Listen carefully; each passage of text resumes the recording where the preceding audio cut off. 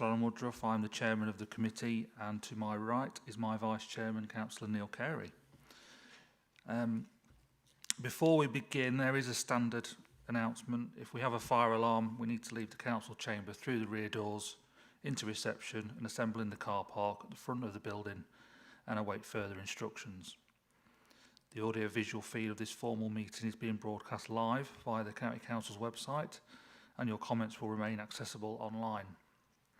Please, can we have mobiles, laptops, tablets on silent mode? The hearing loop is now activated. A request to speak will be collated by the top table. Please indicate early when you wish to speak.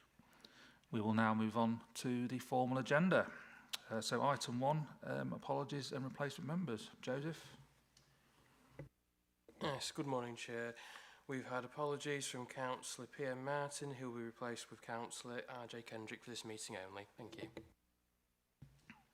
Lovely, thank you. Item 2 is declarations of members' interests. Do any members need to declare an interest?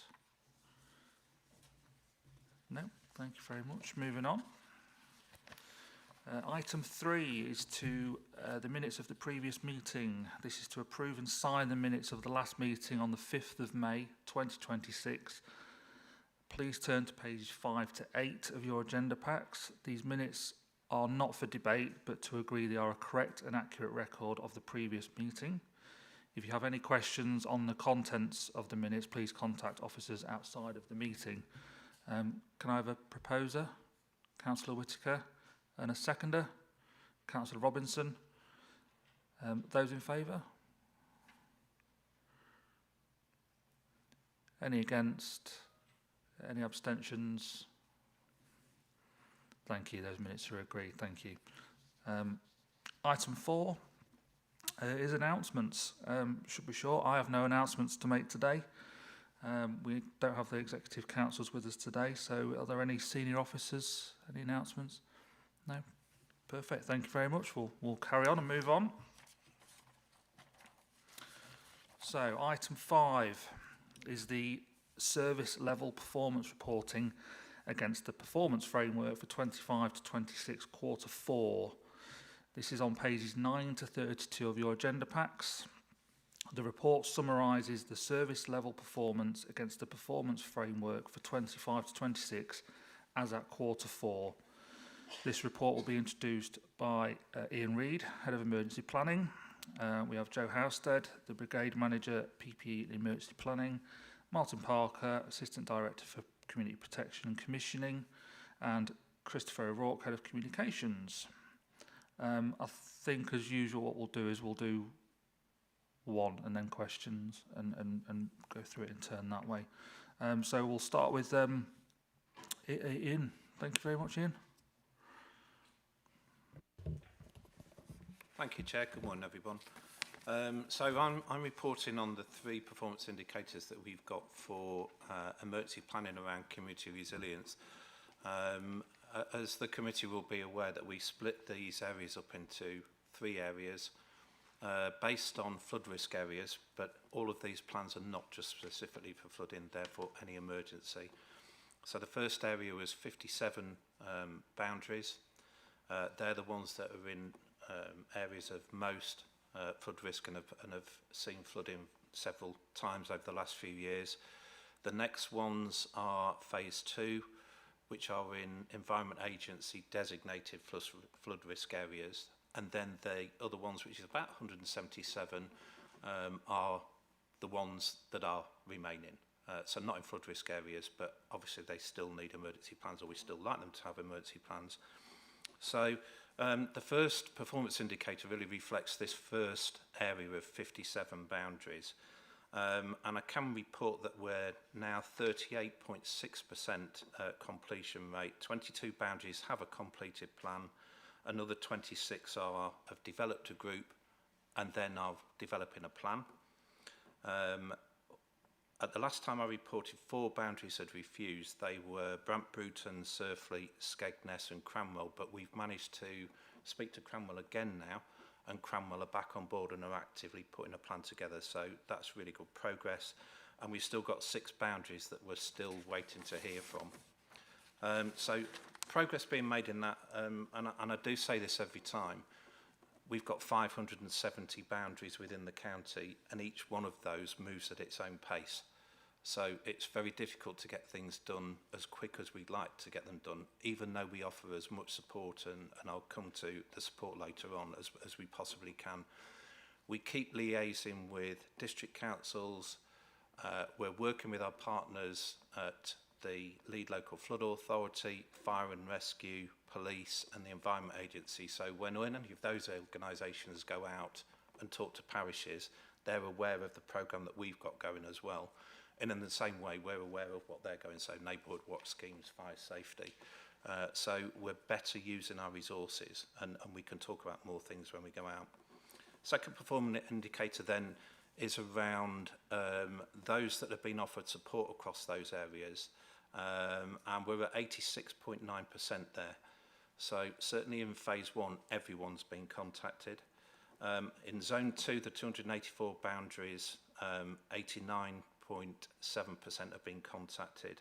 And in zone 3, which is that last 177 boundaries, the contact rate is 77.9%. So that's really, really good. And it's increased quite a lot from last time, from the last quarter, but we do sometimes struggle with direct contact with some of the parishes. So we're still working to try to overcome that a little bit. But now we've started producing a quarterly newsletter. That's really key in being able to contact those parishes, and it's proving really successful. The last one for me to report on then is those areas that are in higher risk flood areas that have a plan, and we're now at 43.9% of that. What I would say is we've increased the number to 570 because we've split the wards out now from the towns and the cities. So, for instance, here in Lincoln, there's 7 wards, so we wouldn't have put Lincoln as complete until all of those 7 areas have been done. Now, being able to split them out, we can actually talk to wards. What I would say as a general rule that we found in the county is it's harder to get wards engaged than it is parish councils, because they don't have parish councils, and we're having to go to other groups and try to get that done.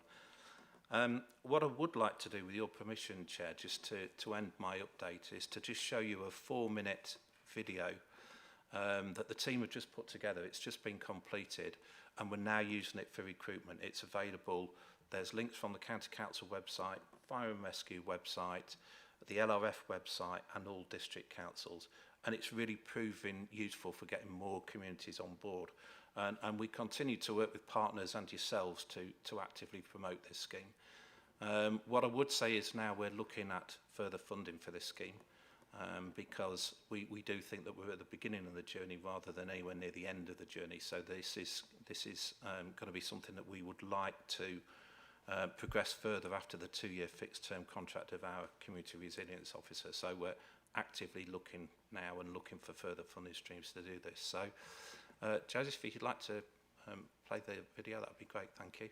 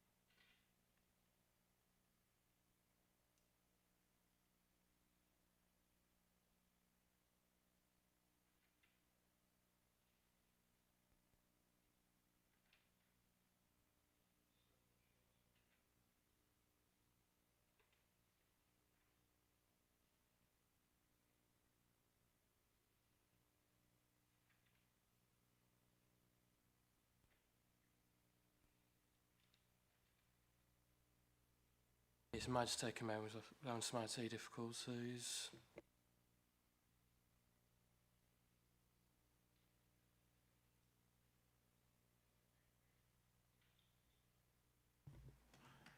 Joe, did you want to just start your bit for now, and then we'll come back to the video. Yes, thank you, Chair, and good morning, councillors.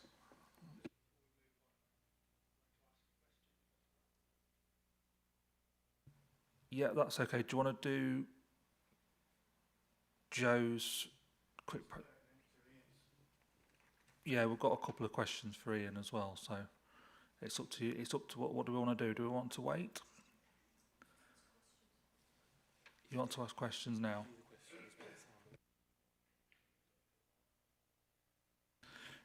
Yeah, we'll go with questions to Ian then. So we'll start with Councillor Corey. Thank you, Chairman. Thank you, Ian. What are the common reasons that communities give for not engaging, and how are you addressing these? Thanks for your question, Councillor Corey. It can be for a number of reasons. What we tend to find is our initial contact is with parish chairs or parish clerks, and sometimes if it's not something that they're interested in, it doesn't go any further than that, and it stops with the parish. What we've tried to do is to try to run cluster sessions now where we do drop-in days for a number of parishes in a number of areas and give them time slots, but sometimes it can be hard to get past those two.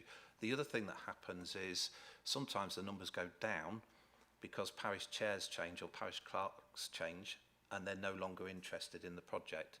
So it's not just about getting people signed up, it's retention. Retention is a huge part of this because they do go down as well. Thank you. It's sad that this is still happening, but as the parish clerks are not decision makers, they are the gatekeepers, the members of the parish councils are the decision makers. Are you contacting, because most contact details for parish councillors are available online, what are you doing to engage directly with the decision makers on this? We're working very closely with LALC and we're attending all of the LALC sessions, and everything that we send out, the newsletter goes to all of the parishes. So we're trying to publicise as much as possible, but we do rely on people getting back to us. And the process is really easy now because if they go on the website, the plan templates are already up there and they can just fill them in, send them back, and we can then start to work with them in putting the plan together. So we try to make it as easy as we can, but we do rely on that return from contact.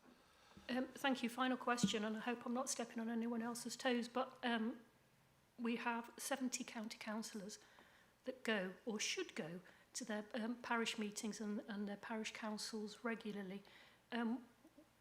How are you supporting parish councillors to engage with, how are you supporting county councillors to get the message across to the parish councils?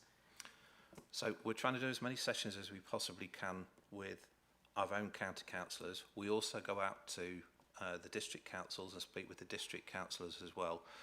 And it's something the team's really keen on. If there's anything that we can do to publicise this through any events that you've got going on, we'd always be happy to attend. Thank you. Councillor Bridgewood. Thank you, Chair.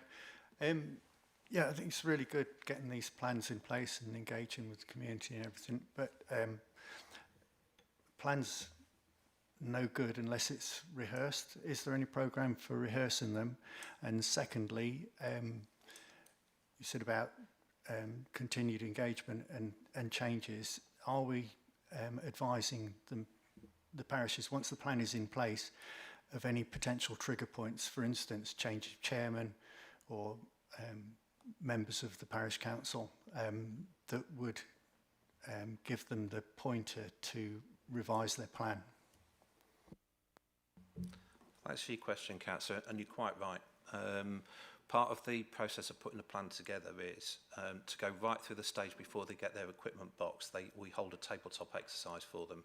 So, and the video sort of shows that as well, that the team go out, sit with them, run some scenarios, and then look at how they'd use their plan in those particular scenarios.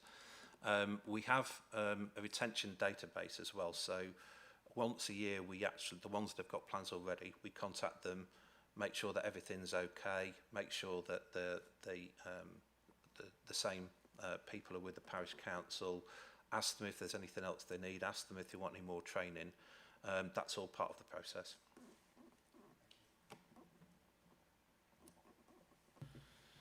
Thank you. Councillor Kendrick. Thank you, Chairman. Councillor Corey beat me to the first two questions. I just wondered, I'm trying to recall as a member, having been one for 9 years now, whether I've had a list sent to me of the parishes in my division that have not engaged. I apologise if I have been sent it and I've just totally forgotten, but it would seem that a good idea for members to be involved by not just being told about the project, as it were, but actually told which parishes in their division are not playing ball at the moment and how we might be able to support them or get them to engage as we go to their meetings regularly, or most of us do, I think. I just wonder if that's the case, that we are advised, and I've just missed it, or we haven't been advised of which parishes aren't engaged. No, Thanks, Chairman. I think it's a really good point. We've never done that, and it would be really easy for us to do that. And if everyone's agreeable, we can arrange that and we can send that out to all members. Thank you. Yeah, definitely. Thank you. Councillor Smith, did you have a question? Thank you. Thank you, Chairman. No, my two questions have been answered. Thank you very much. Councillor Whitaker. Councillor Kendrick has just asked my question. Thank you. Councillor Christopher. Same here. However, just on page 43, I think it was, let's just have a look. You've got the table which shows the raw figures, and it's saying that this is new for 2026-27, but obviously the data is in there, so it was just, I'm just wondering whether it would be possible to put the data in there, because obviously there is this work ongoing. Is that? Sorry. So you've got the table for emergency planning with the. That's what this is on, isn't it? So you've got the sort of 5 areas that are being collected. Is that? Am I misreading this? Or? Yeah. No. I think what's happened is this will be the last time we're reporting on these 3 performance indicators, and I think it's the next item when we look at the performance indicators for next year. We've actually put in 5 instead of 3 because I think it better reflects our project. So I think that's why it's saying 5 in that table, and this last quarter reporting is just for the three that we've got at the moment. So I was just saying, we've got 3 of those scores there, so they should be in that table is all I was going to say, just from a public looking at this perspective. Okay. If they're available, they should be in there, would be my thoughts on it. But yeah, other than that, thank you. Thank you. Councillor Robinson. Thank you very much. Yeah, no, I think we're making good progress, especially on the phase 1, that the sort of highest need. So I think that's good. I just think with the KPIs, we've had the targets. The targets have always been sort of the 90%, 100% targets. Are we going to look at that as in quarters, so change that per quarter? What are our targets per quarter and see where we're on tracking, rather than just having a basic 90% or 100%, which we'll have in such and such time? Yeah, thank you for that. And I think that's why we want to change our performance indicators into these 5, because it better reflects. So if I'm being really honest, I'll never be able to sit here and say we've got 100% or 570 signed up, because it just doesn't work that way. I'd love to be able to say that, but I don't think I ever would be able to. What we can achieve is to make sure that we're contacting them more. We regularly remind them of this offer, and we go out and see them. So I think that our new performance indicators better reflect that. Yeah, thank you very much. And just having are we going to look at those targets and look, so for the next quarter and in this financial year, are we going to have a set target and for each quarter, rather than just having one set? Sorry, yeah, I didn't answer that bit. We will do, yes, yeah. But they won't be as high as they are now, because we've got 100% on these. And I think I got a question last time I was here saying, we sort of set ourselves up to fail with percentages as high as that. because we're just not going to be able to achieve it.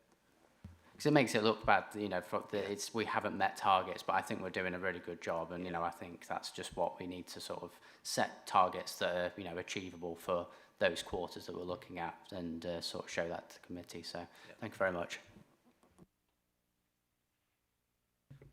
Thank you. Councillor Sheard. Thank you. For me, it's just taking it one step further. So I do wonder if we can break it down to the parish councils and how much engagement we do get from them, so that we can perhaps uncover the gaps of where we are perhaps falling short of the communication links. And I totally agree, utilising the county councillors and the district councillors to engage with the parishes. That way you're covering a broad span scope to ensure that we're doing absolutely everything possible to outreach to parish councils and communities. Yeah, thank you. Thank you. Councillor Christopher. Would it be possible to perhaps get some of the parish council representatives into who are utilising this well, so that we can learn from those? So those that are embracing this and doing it really well, I think it'd be really good to hear from them, so that they can share their experience. Certainly for me as a city councillor, with this urban problem of wards and them being really massive and having lots of people and not really knowing who the best people to go to as a group are, or not having a group at all to go to, I think it'd be really useful to get some time either outside of the chamber or I suppose from all of us, really having somebody come in and share their experience would be really valuable, I think. Thanks for your question, Councillor. So there's two things with that. So we're with the DEFRA funding, that one funded the video, is going to fund a conference, a one-day conference in October, where we are going to get all of those organisations together, the ones that have come the furthest, if you like, and have got their plans in place, and the ones that have actually used them in incidents, because we are now starting to see the benefit of communities being able to help each other. Certainly with flooding, we had two last year that next to each other, one was flooded, one wasn't, but the other community used their plans and looked after the community that was flooded, and we've seen it in other incidents as well. But if it would be useful and you'd like to attend that event, if you let me have your details, we'll make sure that you get sent an invite. Yeah, many thanks, Ian. I think we'd probably all like to attend that, I would think. Fingers crossed, I think we've got the video now, so we're ready to go. Joseph, when you're ready.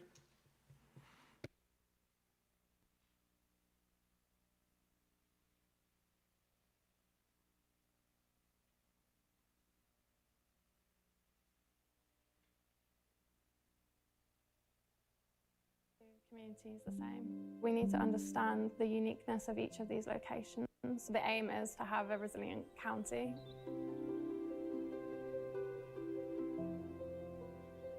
A community emergency response team is a collection of volunteers who offer their time and their support to their own community. Often, they're probably the first people to notice something's going wrong. So they can support their community until emergency services arrive. And then once they have arrived, they can enhance that response. We're not asking communities to replace the emergency services.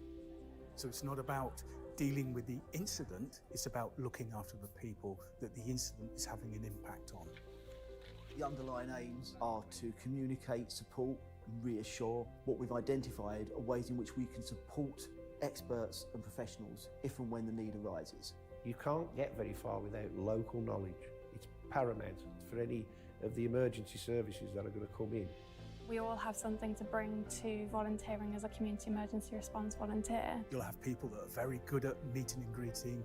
You'll have people who are very good at organising. Anybody in your community that has an interest to help your community in an emergency. It is about that teamwork. Even if it's just go to the village hall, turn the lights on, put the kettle on and start welcoming people on, that's perfect. It gives us that ability to start the process of looking after the welfare of that community.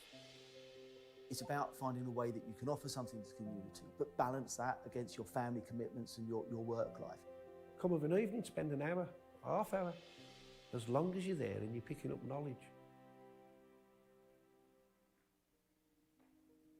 A community emergency plan is a guidance document, an aid memoir. It's about having all the information that you need at that point of crisis. If you've got the knowledge, it makes life a lot easier, and that is the comforting part. My role is to support communities in forming their plan. So we've created a template and the communities can fill it out and give us a first draft. It needs to be co-produced, it needs to be built together. Nobody knows your community like you do. So we very much see it as a living document which will always be updated. There's a saying that the first step of any journey is the hardest, but the LRF are there to help you. They're there to provide advice, support. We're just going to do a little tabletop scenario based on a heat health alert for Horncastle. So we've got the maps and then what we The access to training from LRF has upskilled our team immensely. They've taught us so much. The kind of training that we do, it varies, and we can do tabletop exercises, scenarios where we'll talk through different scenarios that could happen and have happened. I think we've had a really, really good discussion. All in all, really good session, I think. Well done, guys. Thank you. It is thinking outside the box and looking at your area and just sitting down and thinking, well, right, what could actually hit us here? We are simulating a door-knocking evacuation process today. We need to ensure that the people of Sutton-on-Sea are aware of the situation and to take action immediately. We do live scenarios. It means that they get to know what they need to do in practice. So when it does happen, for real, we already have built those relationships. So we've already got the foundations of a good response and then finally moving into recovery. Having our emergency plan, it has strengthened the community. And we are a community now. We weren't before, but we are now. We are a community that helps each other. I'd love to be able to say that every single area in Lincolnshire have a plan and that they're resilient. Get involved, start your own community emergency response team.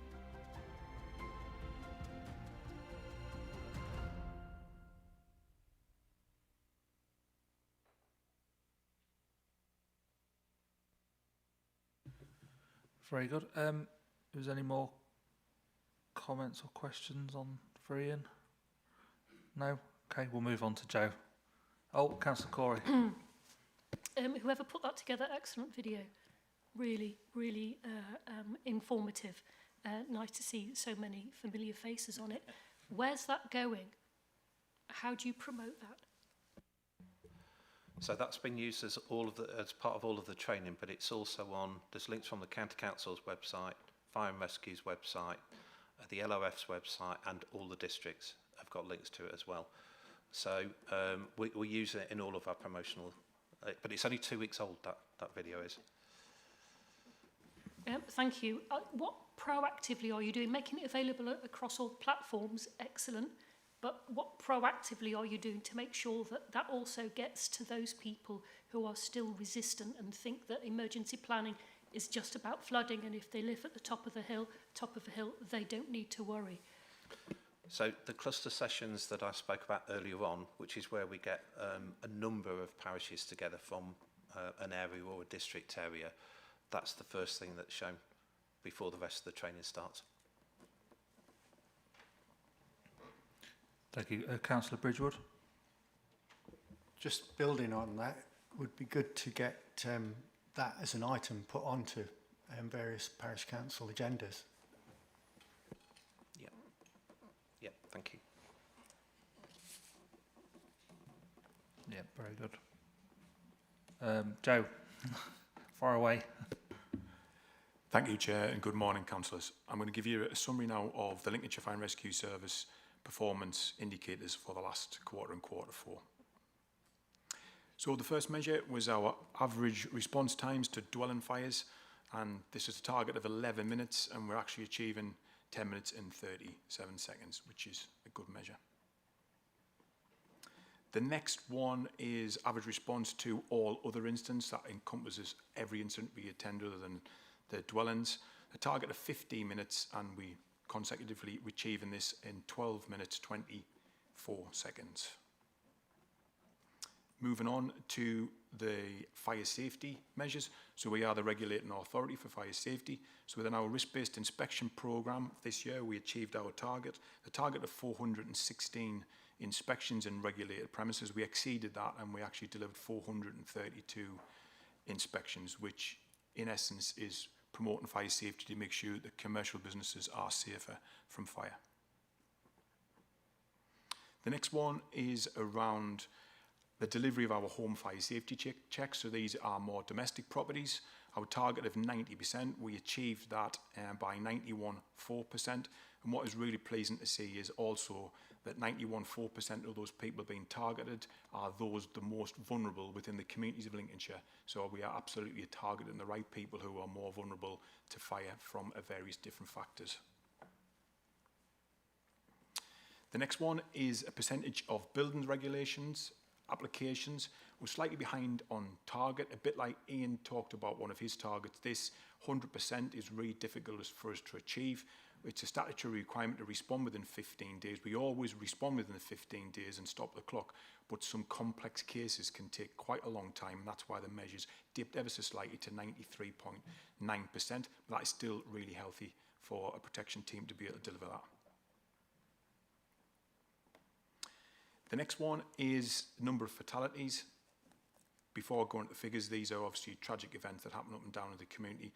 We've had 10 fatalities over the last year. What we are doing is working incredibly hard with our partners, with emergency services, to analyse the data and to really look at where these are happening, what type of incidents these people are being involved with, and we continue to work hard to try and reduce that number to as low as we practically possibly can. And the next one links to the previous one, which is the number of casualties. Again, sadly, we've had 36 casualties within the last reporting period, and this number is something that we're also working on to analyse data more effectively, to understand any trends, any commonalities in terms of injuries, so that we can target those premises and those people a bit more effective and hopefully reduce that number over the next reporting period. Moving on, the number of petroleum licence inspections. This one didn't achieve its target. The reason why is we've got quite a new team in this area that need upskilling. It's quite a specialist subject which takes people up to 2 years to get fully qualified. So we're on that journey. Still a pleasing number that have been delivered with the percentage of staff we've got qualified versus the percentage of staff that we haven't got qualified. But in the next 12 months, we should see that come right up as people get upskilled and we get more and more people available and skilled to deliver those petroleum licence and inspections. The total number of incidents, so this year we've had a 16% in overall incidents that we've attended, and we've actually attended 7,632 incidents across the counties of Lincolnshire. And that covers all Lincolnshire Fire and Rescue Services performance measures. I'm happy to take any questions. Thank you. Thank you very much, Joe. We'll start with Councillor Corey. Thank you, Chairman. Apologies for my squeaky voice. Thank you, Joe. 100% targets are always difficult to reach and maintain. And you said that first contact is always within 15 days for PI 168, but sometimes we still fall short in tricky, complicated cases. Why is that? Is it resources? Are the reasons for not meeting the targets always the same, or do they differ? Thanks very much, Councillor Corey. To answer the question, these are building regs consultations that we respond to. So when a building gets constructed, we have got to be in the consultation phase. The requirement is within 15 days.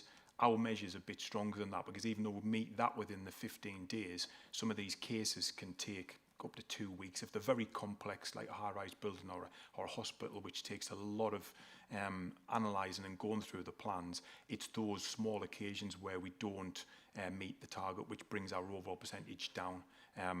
It's not due to resources, but it's just the complexity of some cases. I'll just stress that there are a small number of complex cases that we do not meet that on. Councillor Bridgewood. Thank you, Chair. I've got two questions. First one, I think the analysis shows that the majority of the fires are related to cooking. Nationally, there's been a massive increase in fires relating to lithium-ion batteries. Have you started to pick that up within the county as yet? Thanks for your question, Councillor. You're right in pointing out this is a national issue which we're aware of. Thankfully, up to now, we aren't seeing a huge trend or an increase in fires associated with lithium batteries, but I know previously, you've discussed in this chamber that lithium-ion batteries are literally everywhere, from mobile phones right up to battery energy storage systems. Our fire safety department, linking back to the previous councillor's question, do get involved with the consultation of those sites as well. So hopefully the trend nationally will be that these sites become safer and safer, and the number of fires associated with lithium batteries does see a steady decline. And the second question relates to the petroleum inspections. You say it takes a long time to build up that knowledge and capacity. Obviously, as we're moving over to electrification, there's going to be a decline in the number of petrol inspections, but is there anything coming in the form of looking at electrical charging points and that sort of thing, because they pose a hazard as well? Yeah, it's a great point and a great question. Electrical charges, because they're generally situated on the outside of the building, that doesn't fall within our jurisdiction to be able to inspect those areas. We would look at it as a whole, as in terms of, is there a risk to firefighting, and report on that, but we're not statutory responsibility to regulate those areas with battery charges. But it is a good point that you raised. Thank you. Thank you. Councillor Robinson. Thank you very much. Yeah, just very much. Thank you very much for the response time still being under that target of 11 minutes, despite the challenges. I think being under 11 minutes still is very good. I just wondered what so obviously we're trying to fix the control mobilisation system, and that will be presented in the next committee. How much has that contributed to this increase, and how much has the increase been on the on-call delay, just so we know what the issue is and how much that will improve for the next quarter? Thank you very much for your question, Council. So that issue is now being resolved. It was a legacy issue with when we moved over our new control system. It went over a number of these reporting periods, as you've noted in this report. It's now been resolved, so the data is accurate. It was just a lot harder to be able to access that data because of the legacy problems with the system. We always look at our response times within our what's called our peer group. So the fire and rescue services is similar to us in terms of layout, complexity, rural locations, and we look to benchmark ourselves across that nationally, and we are performing well in this area in terms of response standards. In terms of our on-call colleagues, that features into the whole of the response times. And again, there's lots of factors which can affect those response times. If a crew is available, if 3 crews are actually at incident in that area, then we have to bring in an appliance from further afield. So there's a lot of variables, a lot of factors which can affect that. But I think the direction of travel and the fact that we've hit this shows that we do flex and move the service to be able to cater for these little events that happen where it could have an impact on our response times. Thank you.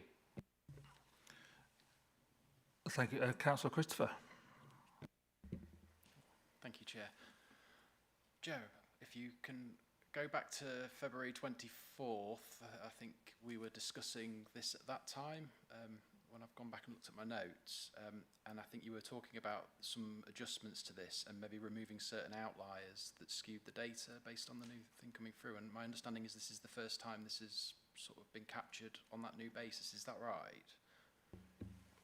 Apologies, Council, we don't remove anything from the data. The data is a mean average response time, so it looks at all of the incidents and the factors and gives you a mean average rather than a strict response time. This came through in the last CRMP of a step change across the sector, really, so we fell in line with other fire and rescue services, and we always report the mean average response time, because you have that one incident based on some of the factors I've just talked about with the other councillor, where you have an increased response time. So then if you were basing it on every single response time, that one piece of data would bring you down, for example, 90%, because that one incident would be way over the response time. So they're all calculated on a mean average. And that's different to how we were capturing it previously, is that right? We were capturing it previously, the older method in the older CRMP, so we went through a process of consultation to change to the more national aligned model, to the mean average. Excellent. So at the time at that meeting, I raised that actually when we're making changes like that, it's really helpful from a scrutiny perspective to have both together. And you did tell me at the time, because I went back and checked the transcript, so that would be possible, but I can't see it in here. So I'm just wondering whether that's coming on a different agenda item, or whether that's something that we can get separately to this, if possible. So looking at the old way of doing it versus this changed moving to the mean, and whether there's any variances across it. Does that make sense? Yeah, it makes sense. We haven't got it in this report because we're just reporting on the mean, but I can get you the data to compare about the old method if you wish.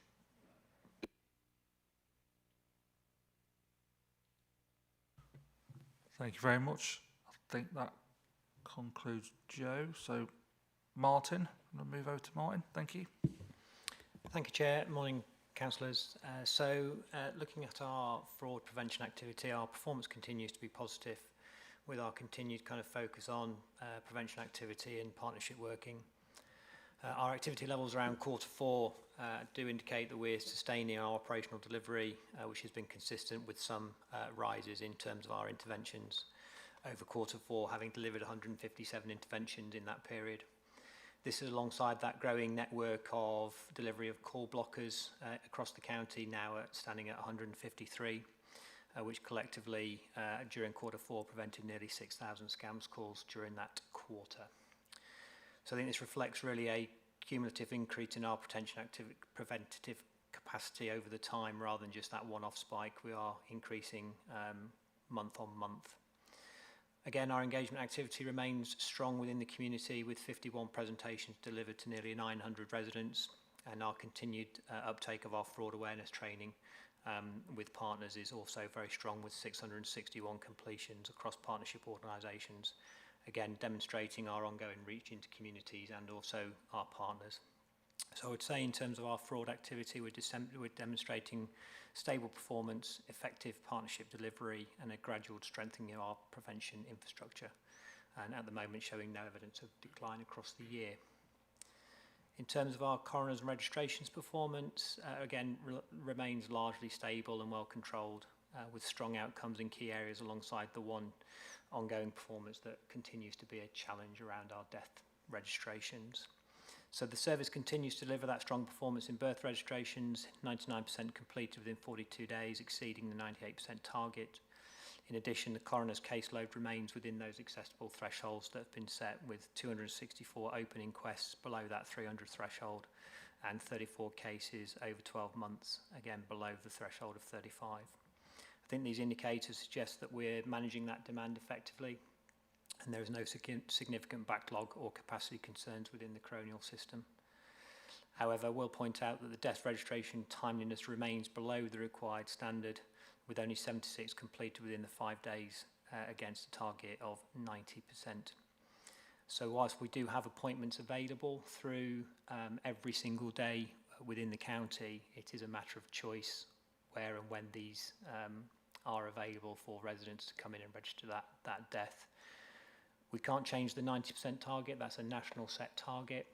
On average, are the large rural counties that are similar to ours, only 4 out of the 30 hit the 90%. So again, that's something for us in the coronial service to have a look at, what they may be doing differently to what we are, see if we can learn any lessons from them moving forward.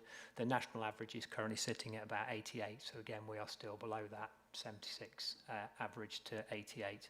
So again, there may be some lessons learned. This will fundamentally change in the autumn, as we're expecting later in this year for the regulations to change around registrations, which will move to, rather than being an in-person registration, telephone registration. So again, that this and these figures may change in the next 12 months, but at the moment they are set as they are. Happy to take any questions.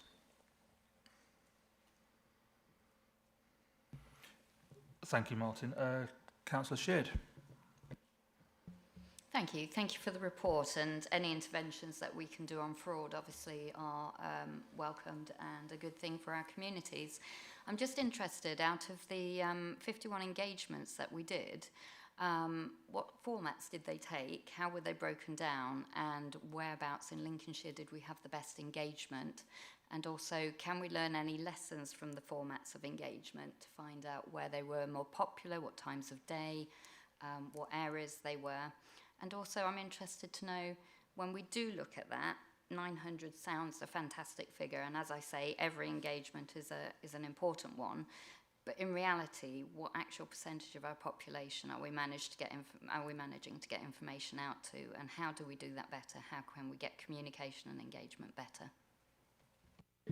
Yeah, a really good question. I'll get the I can get the full breakdown of where in the county that takes place, but what I can tell you, it's evidence based.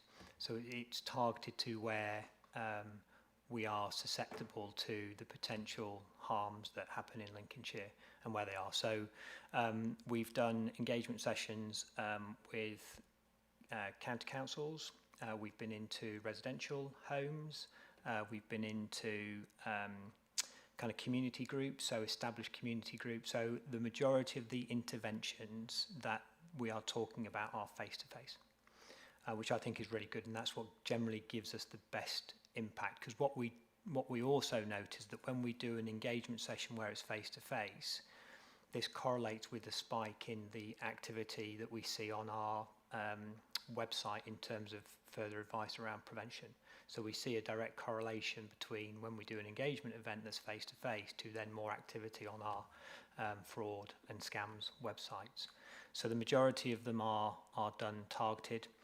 The four key themes that we have in Lincolnshire around fraud is online shopping scams, investment and crypto fraud, romance fraud, and sort of account hacking and fizzing. The romance fraud is generally in terms of older age isolated people. So again, it's looking to identify where we have those individuals and make sure we get that targeted information to them. We also do preventative activity around fraud and scams at the point of bereavement. So obviously, because we've got the registration service, we know you are, I can't remember, I think it's 6 or 7 times more likely to be a victim of fraud following a bereavement. And also, if you've spent your time with a partner for many, many years and then become bereaved, you are more susceptible to types of fraud. So at the point that we do death registrations, we also do scam interventions activities as well. So we are actively providing guidance and support to those people whilst registering their deaths. Again, recognising it's a really distressing time, but we have to take that opportunity when we get a touch point with them to kind of do that bit. I can get you more of the details in terms of where, when and how, and I can send that through at later, but I don't have the specifics with me today. But generally face-to-face, certainly targeted at the cohort that we know that's susceptible, and there's some kind of meaningful stuff that we do that's outside of fraud prevention but linked to kind of death rates. I think possibly all the councillors might be interested in knowing where, how, when, so that perhaps we can have further scrutiny further down the line. Thank you. Yeah, I can certainly pull that together, and we can bring that back as a kind of a wider full paper, because I think then it'll give you the opportunity to kind of have a really in-depth kind of scrutiny of the activities, where, when, how. Because I do recognise the figures are a little bit bland.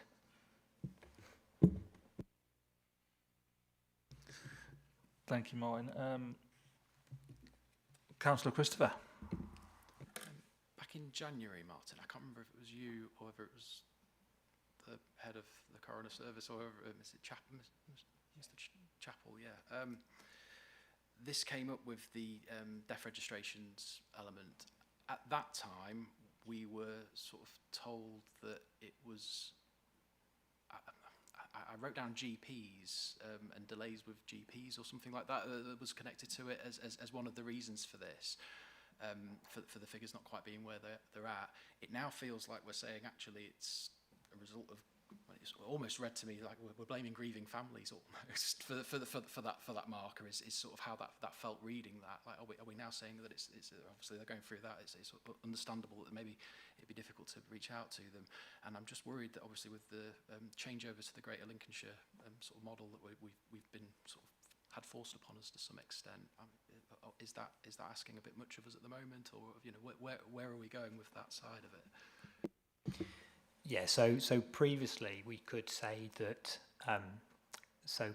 that our delays could have been caused through the delay in the notification to our department of the death.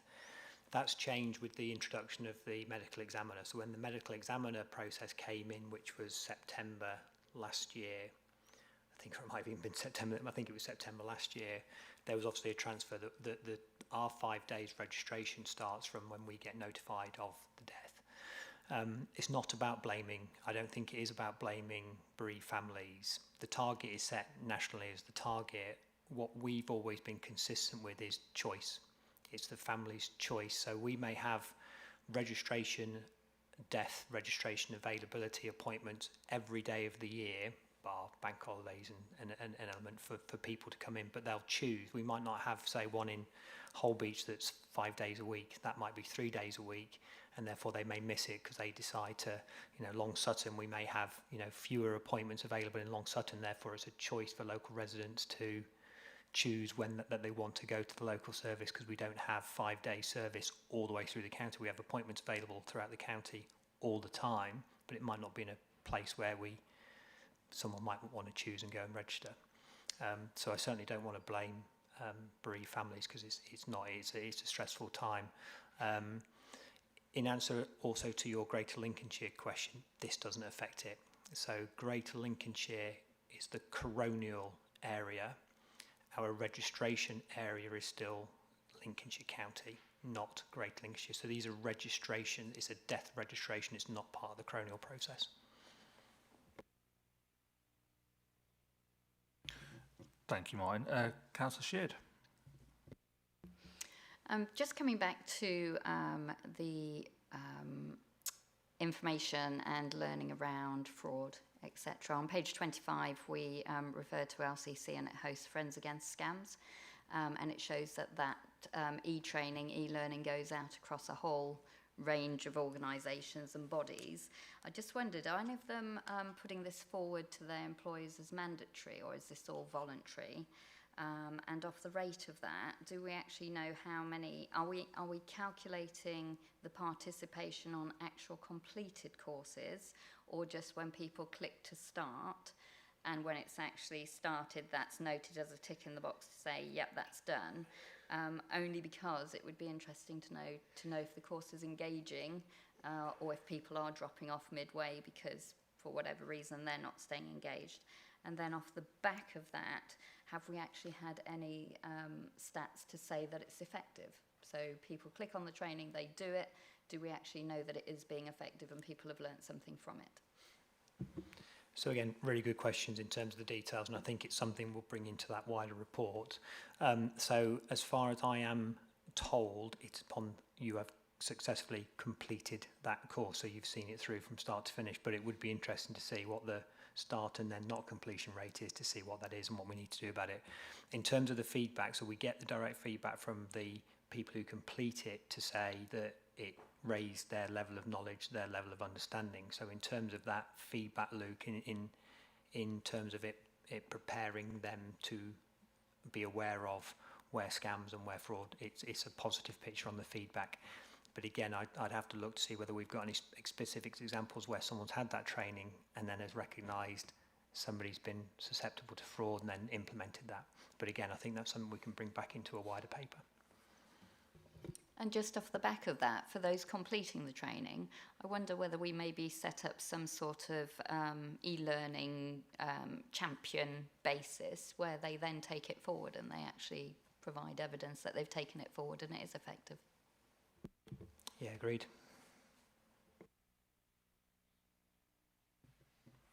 Thank you very much. I think that's everybody. So we'll move on to Christopher. Thank you, Chairman. So in this quarter four, we often see a bit of a spike in people accessing volunteering support as they sort of embrace that new year, new you, and look for opportunities. So we have seen that again this year, but actually generally there's more of a sustained level of interest and that support being offered throughout the year. That peak is sort of slightly flatter. And this is likely to do with the sort of diversification of the different opportunities, but also the individuals accessing volunteering through CVS Lincolnshire and the support, the success that they've seen in consolidating their offer of support into sort of 3 different streams. So that's their static volunteering centres with 1 in each district, their outreach, which is sort of their roving roadshow events held right across the county, and then the strength of their online offer. That strong online offer plus their outreach sessions just helps address some of those issues that are still ongoing, with transport being a significant barrier for some accessing volunteering opportunities. So outreach and online really help with that. In terms of the organisations, you'll see in the report, many of those organisations are still struggling with rising costs, and so funding, and then recruiting their volunteers. And this help is generally now needed longer term rather than sort of short term as was previously. So they've adapted to provide that support much longer, and are working with organisations over a longer period of time. In terms of some of the success with that recruiting, their online platform, 91% of the organisations with opportunities listed on there have seen interested volunteers submit applications for those. So it shows the strength of that platform and putting different opportunities on there. And then they've continued their funding ready sessions to help organisations understand the process for applying for funding, but also really make the most of those applications and tap into those funding streams. In this last quarter, they've supported different organisations across the county to secure over £500,000 from the likes of the National Lottery and other community funds. So I'll stop there and ask if there's any questions. Thank you very much, Christopher. Any members wish to make comments or questions? Oh, Councillor Christopher. It's reassuring to see that some of these things are still ticking over. I was at the LVET conference last Wednesday, so I met with quite a few of the key players, if you like, in that area, and I think CVS in their new format were there as well. So actually one of the workshops that I went to was actually with two of the team members from CVS as well, and I was a bit confused because I remember going to meet Jodie Rago a while back and it being LCVS or VCS or whatever it was then, and they asked if we knew what it was, and I was a bit confused at the time because all these acronyms get a bit confusing. But do you feel that there's enough support for these organisations where we know that actually the impact is there?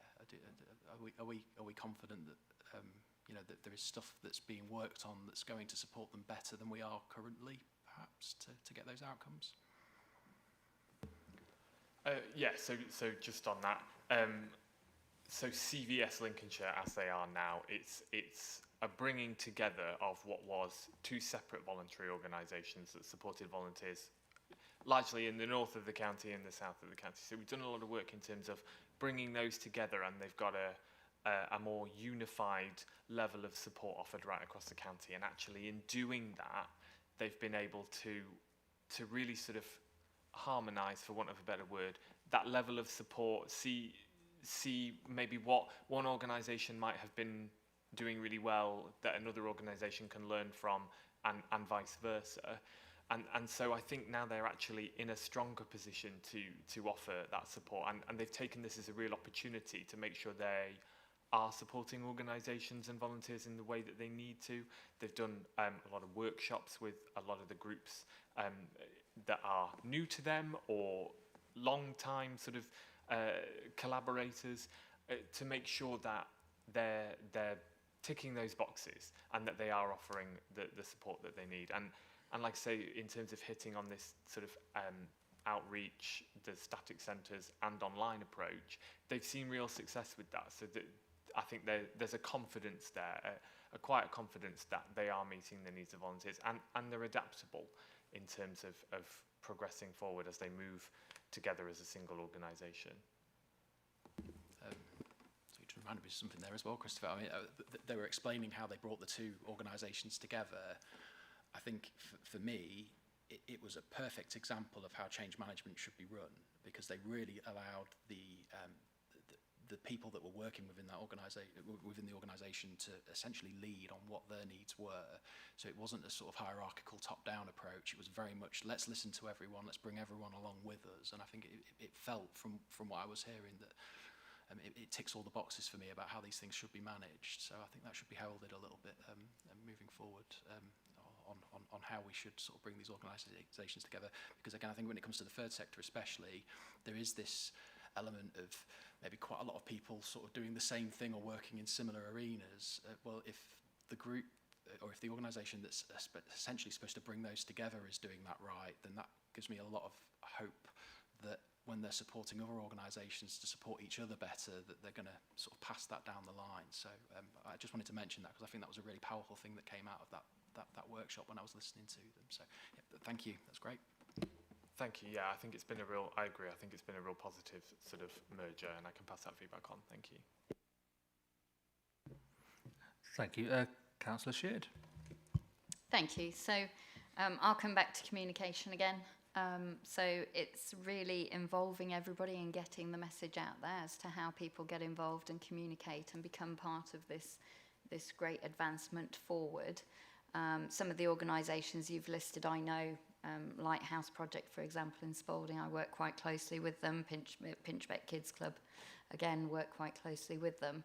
But I think it's getting the broader message out to people about, one, the ability to volunteer within these organisations, which if we're leaving it down to the organisations themselves, I think sometimes that costs them money in certain instances to try and get the message out.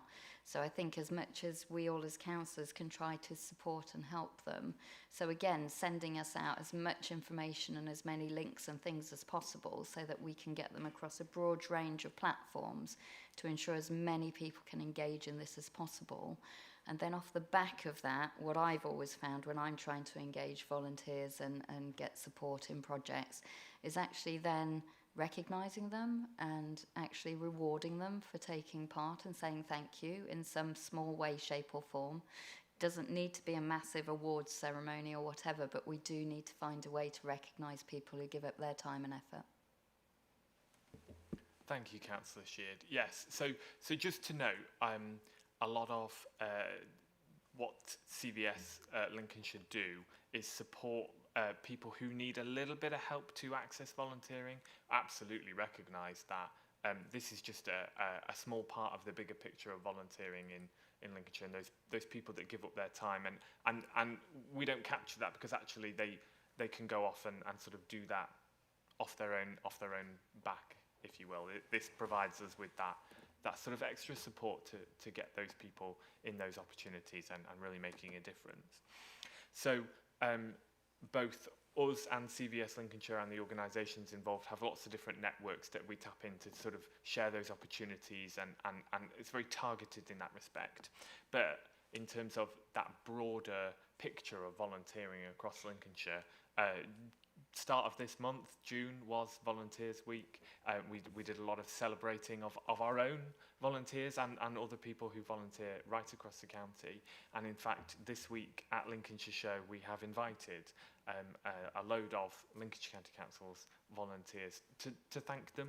They're coming along and we are saying thank you because I totally agree. It's very important that we say thank you. But absolutely take your point that and take it as permission that we can bombard councillors with further information about volunteering. So thank you very much for that. Thank you. Councillor Kendrick. Thank you, Chairman. Yes, in the previous life I worked with a number of these organisations, and as you know I ran volunteer services for an NHS trust, so I'm well aware of the benefits of volunteering. I was just wondering, the organisations which we specifically support, if we perhaps could have data on the amount of volunteering that they're actually providing. I know Volunteering England produces national stats, but I was just wondering whether they could demonstrate to us how much they're doing, because I'm sure they're doing an awful lot, and we know the thousands of hours nationally, or even in Lincolnshire, actually thousands of hours that volunteers give to their local communities. It might just be interesting just to get some simple stats about from these particular organisations that we've supported, rather than a global figure for the county. Thank you, Chairman. Yeah, that's fine. We can have a conversation around getting some of those figures, whether it's hours or individuals or both. We'll see what's available and we can share that with the committee. Thank you. Thank you very much, everyone. I think we'll conclude the discussion on that item now. So I'm proposing that we've considered and commented on the report and we're satisfied with the community safety service level performance for 25-26 Q4, and the officers are thanked yet again for their presentations. Thank you very much all. Can we please raise hands if we agree? I think that is unanimous. Thank you very much. That is agreed. Okay, we'll now move on to item 6, which is the Scrutiny Committee Performance Framework for 26 and 27. This is a pre-decision scrutiny report on pages 33 to 44 of your agenda packs. This decision is due to be considered by the Executive Council for Community Safety between the 22nd and the 26th of June 2026. It will have the same presenters again, so we'll do the same format if we can. And we'll start again with Ian. Thank you, Chair. So for this item, we propose moving from our 3 existing performance indicators to 5 new ones, which better reflect how the project's going and make it easier for us to give more context around other activities apart from reporting percentages. So you can see the first one is number of communities that have been contacted. That's always quite a high percentage for us, but it gives us a little bit more scope to try and get into those areas that we have struggled with before. And I think from the last item, some of the information that I got and some of the lists that we can send out to elected members is going to help us get into those areas a little bit more. The second one then is the number of communities with completed plans. The third one is the number of communities signed up to the Community Resilience Programme. So previously we've split this up into whatever stage they were in the training. So whether they had signed up, started to form a group, put the plan together, had the exercise, had the equipment delivered. It doesn't matter what stage they're at, they've signed up to the Community Resilience Programme. Then the fourth one is the number of communities that have not yet engaged. And the last one then is the ones that have refused to join the programme. We will have some percentages for these, but we want to make sure that that this committee is agreeable with these new 5 performance indicators before we've added those on. Happy to answer any questions, Mr. Chairman. Thank you very much, Ian. Any members wish to make comment or questions? No, that's okay. Right, lovely. Well, over to Joe. Thank you, Chair. Thank you, councillors, again. In broad terms, our performance indicators will remain the same for the next reporting period to the ones that I went in a bit more detail in the previous item. Some of the targets in some areas have increased, and that goes back to my previous point where we've got a department which now have got some brand new staff in, so this will increase the capacity to be able to deliver more inspections in more targeted areas. The previous reporting period at the start of the year, we lost a couple of staff to the private sector, so that's where we had a bit of a drop in performance, but we'll then make that up in the new year, the new framework, when we bring these new inspectors up to speed in the next sort of 6 to 12 months. Happy to take any questions on the performance indicators for next year. Thank you very much, Joe. Any members wish to make any comments or questions on that? No. Excellent, thank you. We'll carry on. Martin? Thank you, Chair.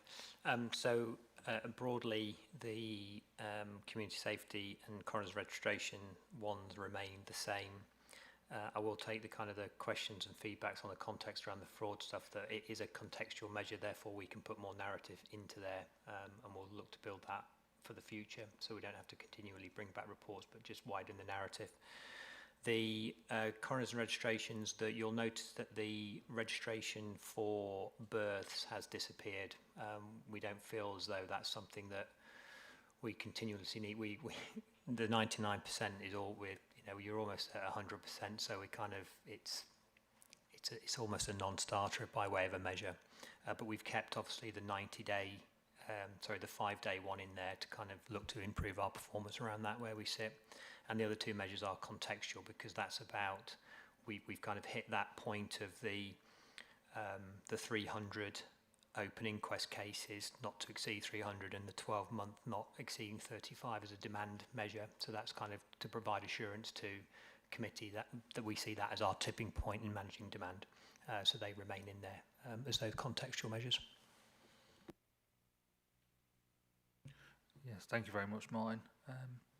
Any comments or questions? I don't think so. Oh, Councillor Sheard.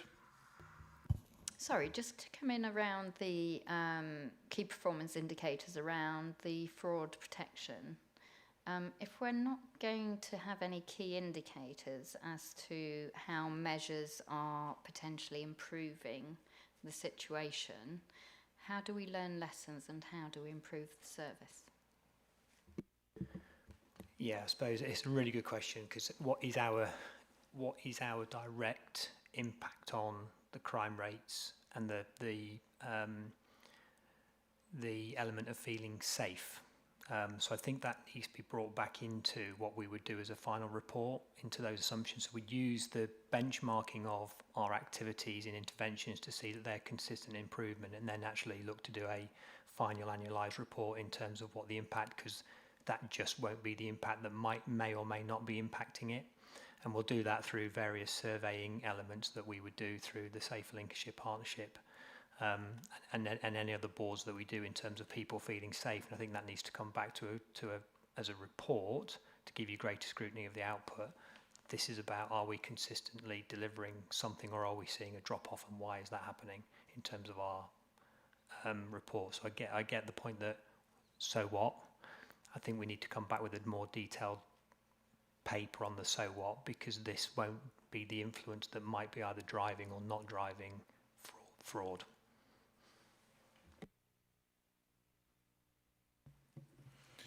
Thank you very much. And we'll just finish off with Christopher.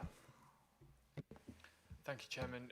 Yes, so we propose to keep these contextual figures the same, so that we've got a number of organisations and individuals supported into volunteering. Also, with them being contextual, as Martin just said, it gives us opportunity to be flexible with that narrative that we provide around those, as Councillor Kendricks just alluded to, in terms of perhaps there's more information that we could ask for from those organisations we've supported, or around different funding successes. So we can include those as and when we have that information as well. Thank you very much. Any questions or comments on for Christopher? Councillor Christopher.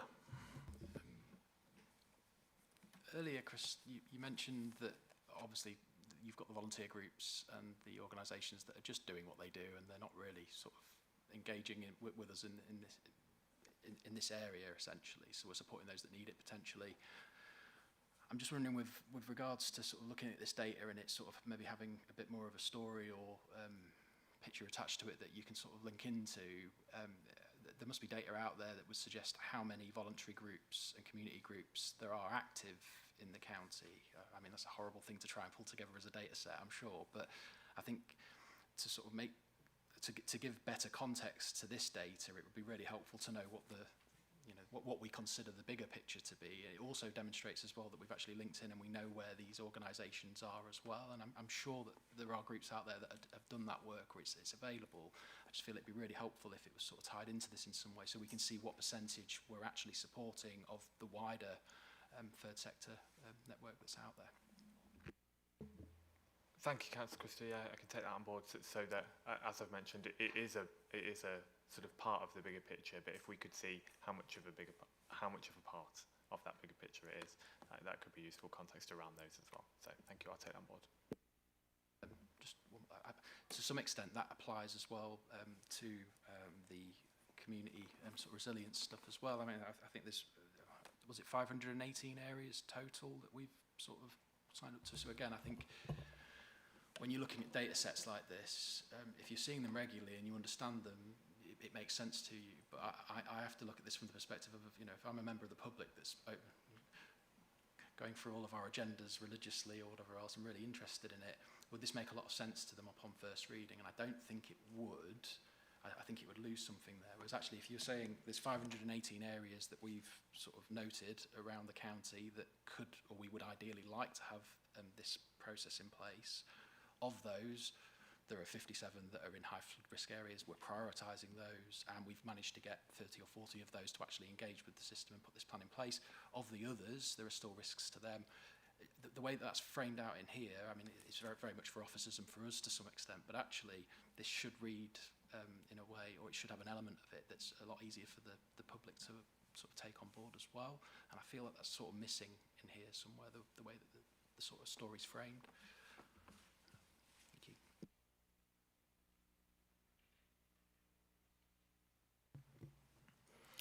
Yes, thank you very much. Thanks, everyone. We'll conclude discussion on this item for now. Summary of all the comments have been captured by the scrutiny officers, and so will be shared with the Executive Council for Community Safety for consideration. So my proposal is that the committee has considered the report to the Executive Councillor, and we acknowledge the recommendations and comments to the Executive Councillor. Can I have a seconder? Councillor Robinson. Those in favour? I think that is unanimous. Thank you very much. That is agreed. So, item 7 is the Community Safety Work Programme. This is on pages 45 to 52 of the agenda pack and enables the committee to comment on the content of the work programme. This will be presented by our Scrutiny Officer, Hannah Colclough. Over to you, Hannah. Thank you, Chair. So looking ahead to the next meeting on the 21st of July, we're looking currently at 5 substantive items. Her Majesty's Senior Coroner Annual Report, LFR Response Review, Trading Standards, Food Standards Activity for 2025-26, Trading Standards Metrology Activity for 2025-26, and then finally sitting as the Crime and Disorder Scrutiny Committee, the Section 17 Crime and Disorder Reduction Strategy Action Plan. Thank you. Thank you very much, Hannah. Do any members wish to questions or comments on the work programme? No, we will. Oh, Martin. Thank you, Chair. Apologies for coming in, but I wonder whether I could make a proposal to move the Trading Standards Metrology activity to the September meeting. If you have a look at the September agenda currently that's within the pack, we've only got 3 substantive items listed. I do feel that members would want to spend some time scrutinising certainly the coroner's report, the response to the review, the Section 17 action plan for our crime and disorder. These are fairly lengthy items, I feel, and to give us enough time within that July period, I think it would be useful to move one of those, and I propose that we just remove that metrology one to the September meeting, Chair. I would be happy. I would be happy for that if Hannah, we can make that happen. Yeah, I've made a note. If you're happy with that, I'll contact Mark and put that forward. Thank you. Yes, no problem. Thank you very much. Thank you, Martin. So the proposal is that we've approved the planned work programme for 2026, subject to what we've just discussed. Can we raise hands if we agree? Thank you. That is unanimous. Thank you very much. Okay, we're just going to have a very quick 5-minute comfort break. We've got 2 more items left, so we'll come back at 11:25. Thank you very much.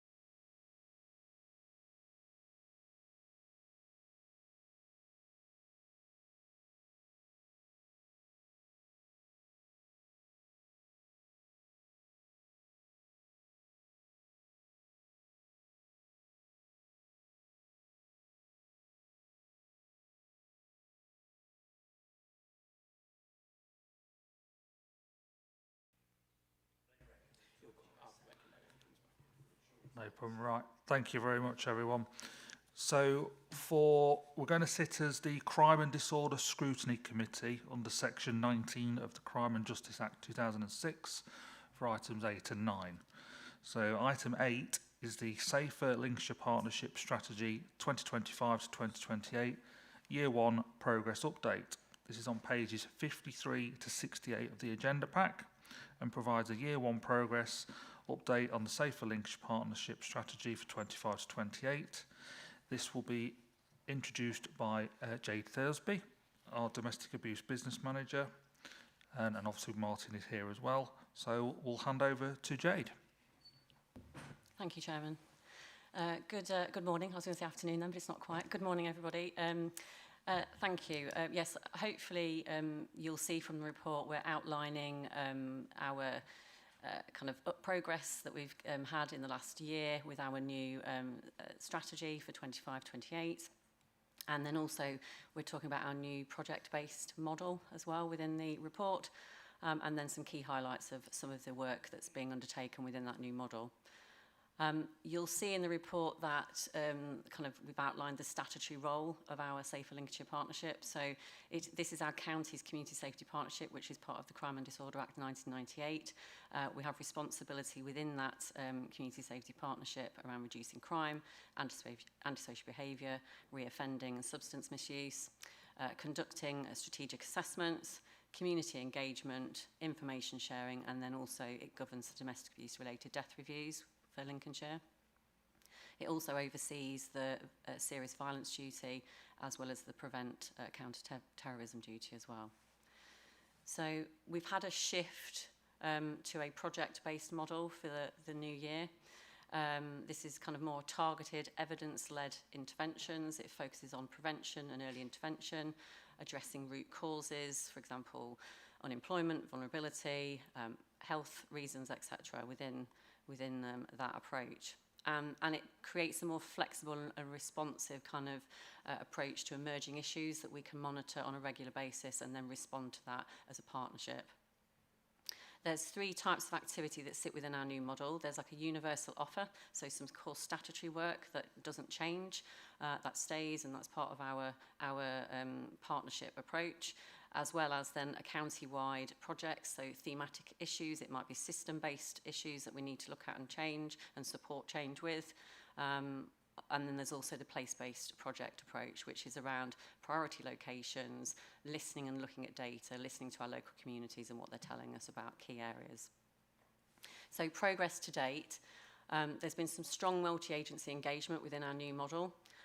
We have improved data use and insight, being able to target key areas based on that data. There's been better coordination across our partners, and projects are mostly in the early delivery stages, but we have seen some clear mobilisation, clear commitment to this place-based approach, and then there's been some early positive indicators as well that are detailed more within the report. So in terms of our universal kind of activity, it's based on prevent and preventative education, domestic abuse related death reviews and all the learning that we get from those reviews, making sure that we are changing processes and making sure training is available for people so that hopefully we're learning as much as we can from those areas. There's a new insight and data board that was launched in May this year, and that is a partnership approach again to looking at data on a more regular basis. So whilst we are analysing data all the time, this is about moving away from annual or 3-yearly assessments and having regular quarterly data, at least quarterly. We're actually meeting bi-monthly at the moment, but data that is there so we can respond quicker to issues that are emerging and changes in data. And we also have a new case management system that's now operational in terms of our antisocial behaviour work across the partnerships, so all the district councils and the police have access to that one case management system as well, which obviously strengthens and builds kind of our information sharing and data-driven decision making.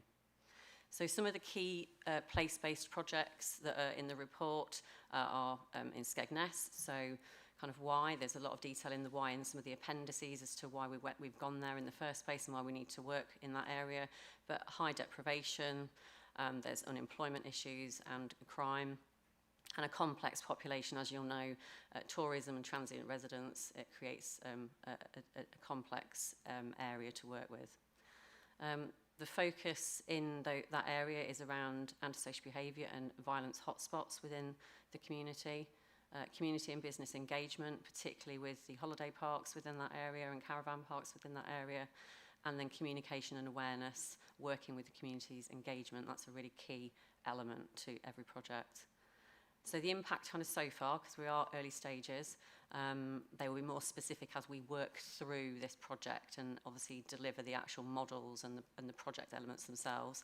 But we've got improved partnering coordination already, working in those areas, really understanding the community, what's available in the community, and a strong business engagement that we've never really been able to achieve before in that area. So this project place-based approach is really moving things forward from a partnership perspective. In Gainsborough, the reason we went there is again due to high unemployment and reoffending. Serious violence was above the county average as well. There was a number of other indicators, but they're some of the key elements. The focus again is on violence hotspots and working with the key cohorts that we need to work with. Early intervention, especially with young people, preventative work and multi-agency coordination, working together, making sure that when there is an issue, people can be aligned and work together quickly to solve that issue. And I think early impact again is that better alignment across the agencies, being able to respond to things, and that improved use of data. We also have a county-wide project which is looking at unemployment and the links between crime and domestic abuse. When the needs assessment was undertaken and some further work since then, there was a clear connection between crime, domestic abuse and unemployment. So we are working really closely with the project, the Connect to Work project, which is a Lincolnshire County Council project, and working with them to make sure that they understand where those cohorts are and where that data is coming from, so they can target those areas and work in those areas really closely. There's other parts of work that we are looking at within that project, but they're just being developed at the moment, working closely with DWP, with probation, etc., and other areas that we need, partners we need to work with. And then the case management system, as I said, was in terms of the antisocial behaviour case management system, so that we've got shared data across our county. We can get a better understanding of what's happening in terms of antisocial behaviour and work together as a partnership. So in terms of the approach to improvement, in terms of this new model, there is a real, what we've already seen in some of our early projects, particularly around Skegness, is some test and learn elements that we're able to then lift from there, and we're going to be able to replicate in other areas. Every area, of course, will be very different and have different issues, but there's some model-based approaches that we've been able to already see that are working, and that we can take them forward into other areas. And we will build a picture of key learning across our partnership at a strategic and operational level, and that work's already beginning with the project coordinators as well as the business manager for the SLP and other partners within those projects. So we are continuously reviewing obviously the work we're doing, adapting based on our evidence and sharing good practice amongst partners as well.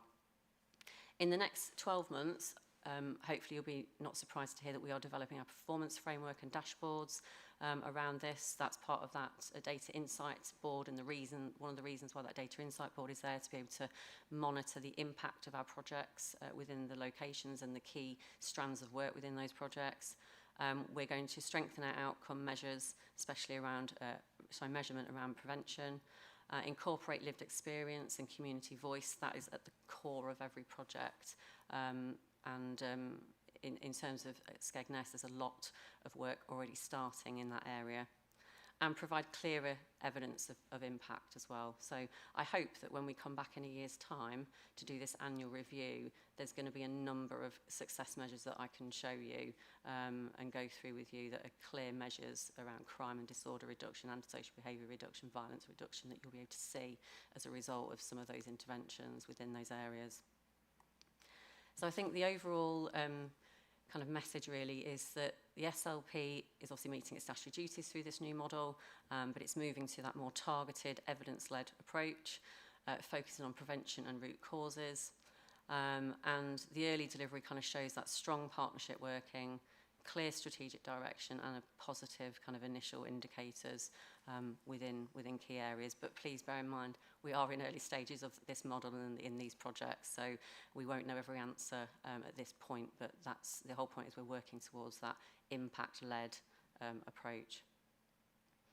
I just wanted to point people to the appendices at the back of the report, so Appendix A, B, C and D, which is more detail on each of those projects that I've just described in terms of the rationale for selection, the objectives of the project, the performance measures that we will be measuring and are measuring now as we start the projects, and then some of the key activity that has happened already, and some early indicators and next steps for each of those projects at this stage as we present today.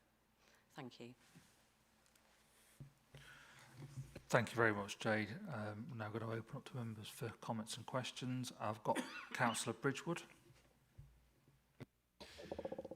Thank you, Chair. Thank you for the report. I know there was some concern with the police manning, certainly in West Lindsey, with regard to the moving of the community police officers to other areas. How did that impact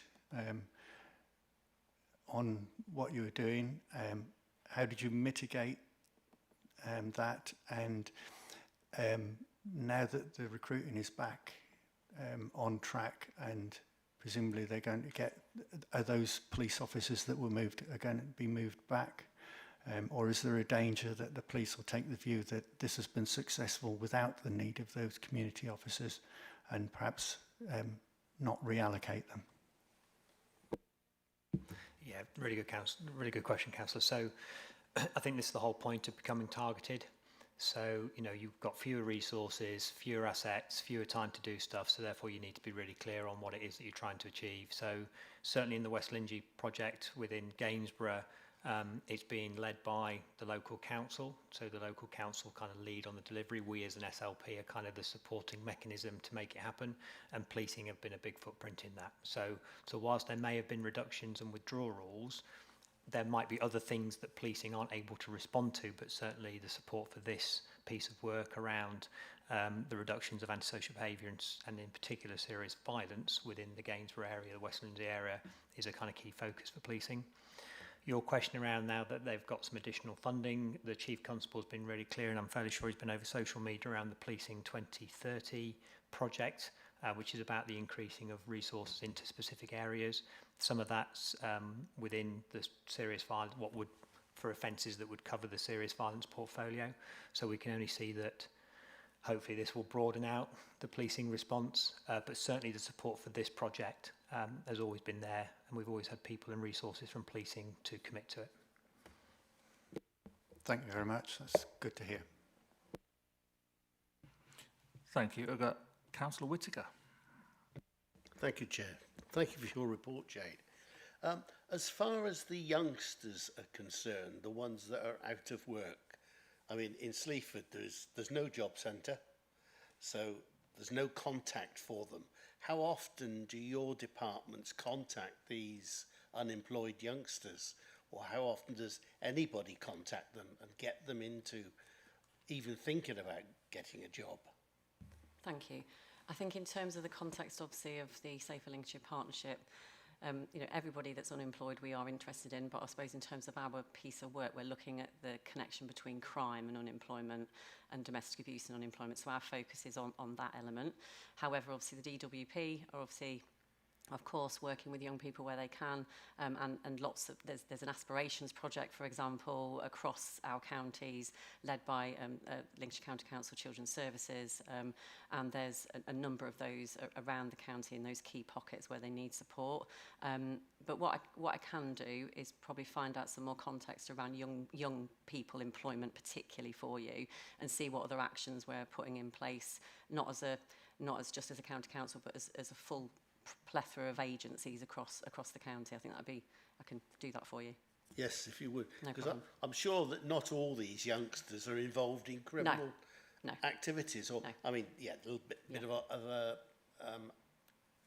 bad behaviour possibly, but not in criminal activities. No, absolutely. And our focus is, like I say, on the ones, it's on the cohorts of people that are connected to crime and disorder and also domestic abuse and unemployed, and that correlation between the two. And most of those people within the data I can remember, because there's very detailed data around this, is not young people. Lovely, thank you. Thank you. Councillor Kendrick. Thank you, Chairman. I was just wondering, looking at the projects, for example, the Skegness one, have you based this on projects elsewhere? Are similar projects running around the country? Thinking about, say, another resort such as Great Yarmouth in Norfolk. Are they doing something similar there? I was just wondering how you came to construct the projects. Was it based on experience from elsewhere, or is this innovative in terms of Lincolnshire? It's a mix of both. Absolutely, we benchmarked and looked at other areas, looked at best practice. There's a project group for each project, so there's a local-based project group made up of key people within the community that are involved in projects like this all the time and understand that project model. So, and we also have a full, which I'll get Zoe to come in on in a moment, because Zoe is actually working on the project, leading on that project in Skegness. But there is a full project model that we've based this on in terms of research around place-based approaches. So it's but then there's innovation as well. So there's that bit around best practice, a bit around known models that work, but also then actually what's the uniqueness of our community and what do we need to do slightly differently and how do we approach that, but also making sure we're not duplicating what's already out there. And that was a real key element, I think, of Zoe's work and the work of that project group to really make sure we weren't repeating ourselves and we weren't duplicating things that are already happening. We're working really closely together. Yeah, so when we're, good morning everybody. So when we're developing the projects, as Jade has mentioned, we make sure we have the right people around the table within the project group. The first starting point is the analytical data, but layering that with previous engagement that's been done in the community, and then looking at various theoretical models as such that can help to shape a project. So you could be looking at contextual safeguarding, systems approach, a public health approach, police problem solving approach, and then once you've identified the problem statement, so where are we now, where do we want to be, where does the community want to be, most importantly, we look at which of those models we will use. At the moment, we're still at the point of overlaying that data because I'm still mobilising the engagement element, and we're having an event on the 21st of July in Skegness to try and get a bit more of the layering of the community voices. But the significant early stages of the project was looking at what is already happening there, because lots of agencies, lots of organisations are going in. So rather than duplicating or possibly contradicting each other, I've met with as many of those leads as possible to see where we can work within that system together, share information, share learning across the projects to have that holistic, overarching impact within Skegness. Hopefully that answers a bit more. So thanks very much. It'd be interesting to see updates on how it's developing. Thank you.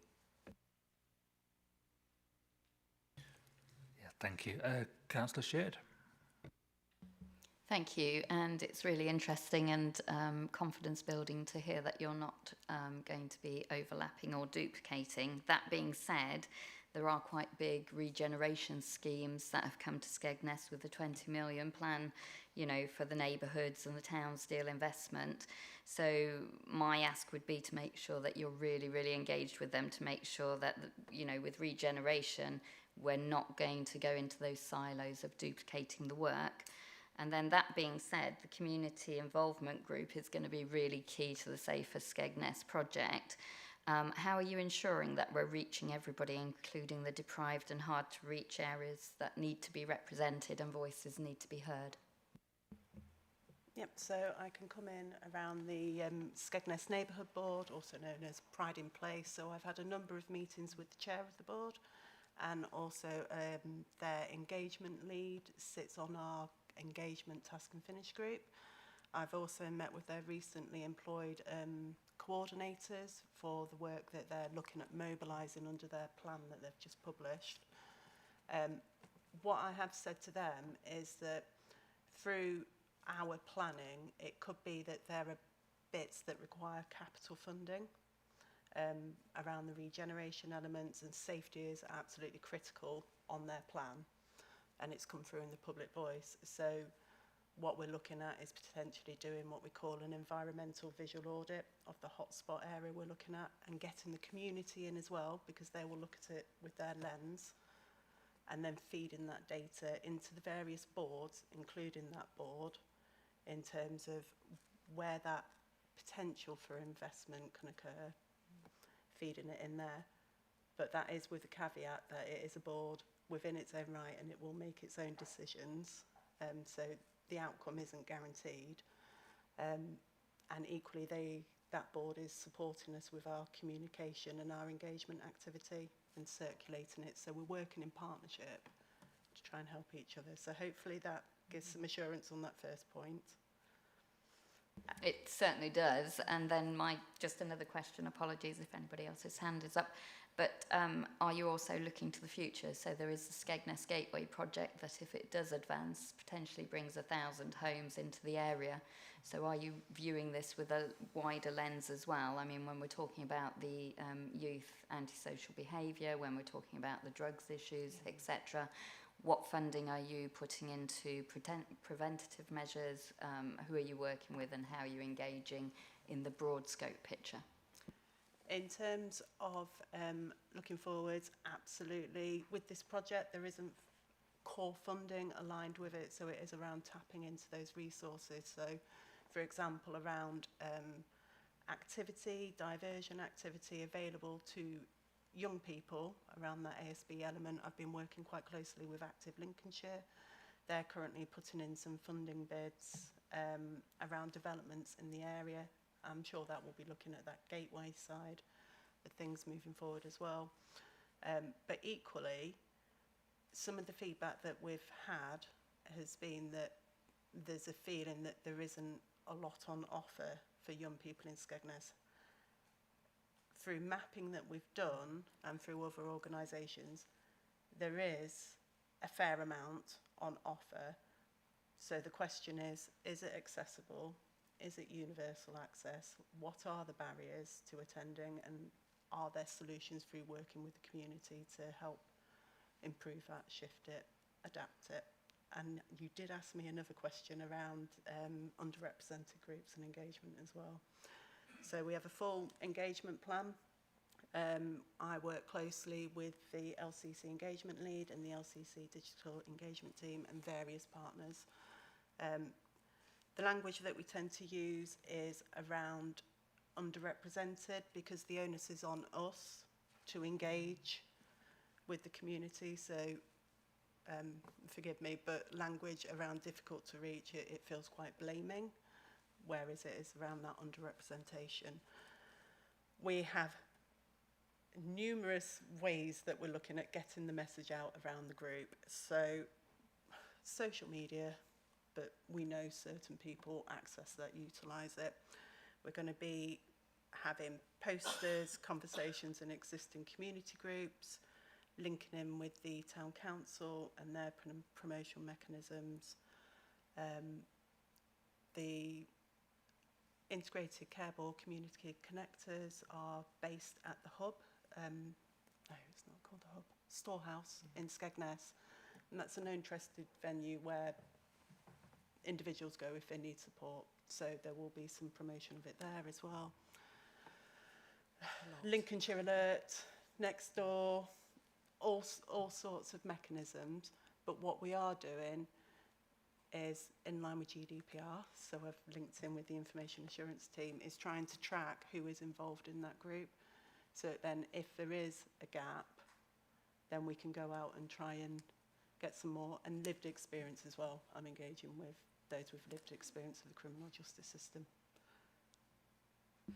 My only final comment would be that you're focusing on two key areas, if you like. I think it's a long-term project, and I think your learnings could be shared with other town boards such as Boston, Spalding, Mablethorpe, etc., to actually ensure that they are also aligned and able, if they can, to bring forward the learnings to help within their situations, because as has been rightly said, I think every single town that you approach at the moment would say they have antisocial behaviour, they have issues with their policing, and if you're gaining benefit by doing something, the sooner you can feed that out, the sooner all the residents of Lincolnshire can start to feel safer and more protected. I'll pick that up if that's okay. So Sorry, apologies, I need to come in. Zoe mentioned Active Lincolnshire. I'm contracted with Active Lincolnshire, so I have a disclosable pecuniary interest. Do we still call it that? Taking advice, do I need to leave the chamber now?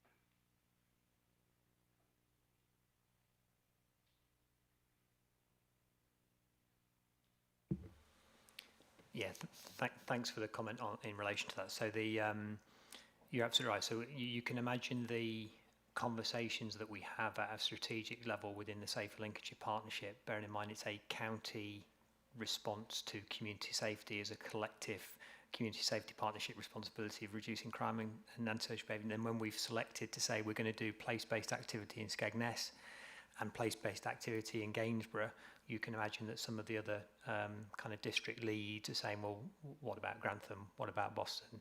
What about Spalding? So that's one of the commitments we as an SLP have made, to make sure that we are constantly reviewing what we're doing and being able to share the learning so it can be replicated elsewhere within the county. It's a really, really important part of what we do. The reason that we've chosen the areas that we have chosen is based on the risk profile and the impact that's happening, and therefore it's the best test base for us to do these place-based projects, but the learning has to feed through to all the others, and that's what those strategic leads in from the district councils in particular kind of have bought into, and they're supportive of the projects where they are, on the proviso that the learning is swift, clear, and then gets distributed, which is what we're doing.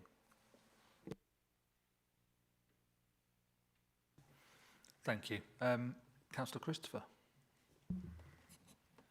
Thank you, Chair, and thank you for the report as well, Jade and Zoe. It's really interesting reading, and I think there was one element that I pulled out of it where I'm sort of looking, I think it was say March 2027. We're still not entirely sure whether there's funding there or what the funding is, or I mean that must be really, really difficult to manage moving forward. And I suppose there's an element of a question around how we're making sure that these other strategic partners, is there a way for them to sort of give some confidence that that they're going to still continue this work and supporting it in the future, should funding dry up or whatever else? Well, I'm sure it won't. I'm sure it'll just be maybe rebadged or rebranded or whatever else. But I think there's an element of this where I'm sort of looking at the sort of target sort of project-led approach, and I think that makes sense for this because, of course, really what we're doing here is we're putting a project in play and we're learning from that. And I've got sort of two questions either side of that. One is, if I have a systemic or a problem within my community that I've isolated and that I've noticed, or that a group has sort of mentioned there, how confident are we that those messages are coming through? And I can give you an example of this in the format of e-bikes going across King George Field and St Giles. I mean, it's a very difficult problem to solve. I've had officers from various different agencies come forward and discuss it, and actually a lot of the time it's down to sort of, you can't help people breaking the rules and breaking the law and whatever else, but there are elements where you can have pathways changed, you can have gates added, kissing gates and all that, but then there's lots of policy around that makes it really, really complicated to bring that forward. So I think the other side of this, how are we taking these experiences and these projects and what we've learned from them and actually getting it so that spreads out to those other districts? Because that's the bit that sort of feels like it's it's not quite there yet, is how we're taking these lessons learned and then actually putting those live into something that everyone can take advantage of as a result of the work that's going on.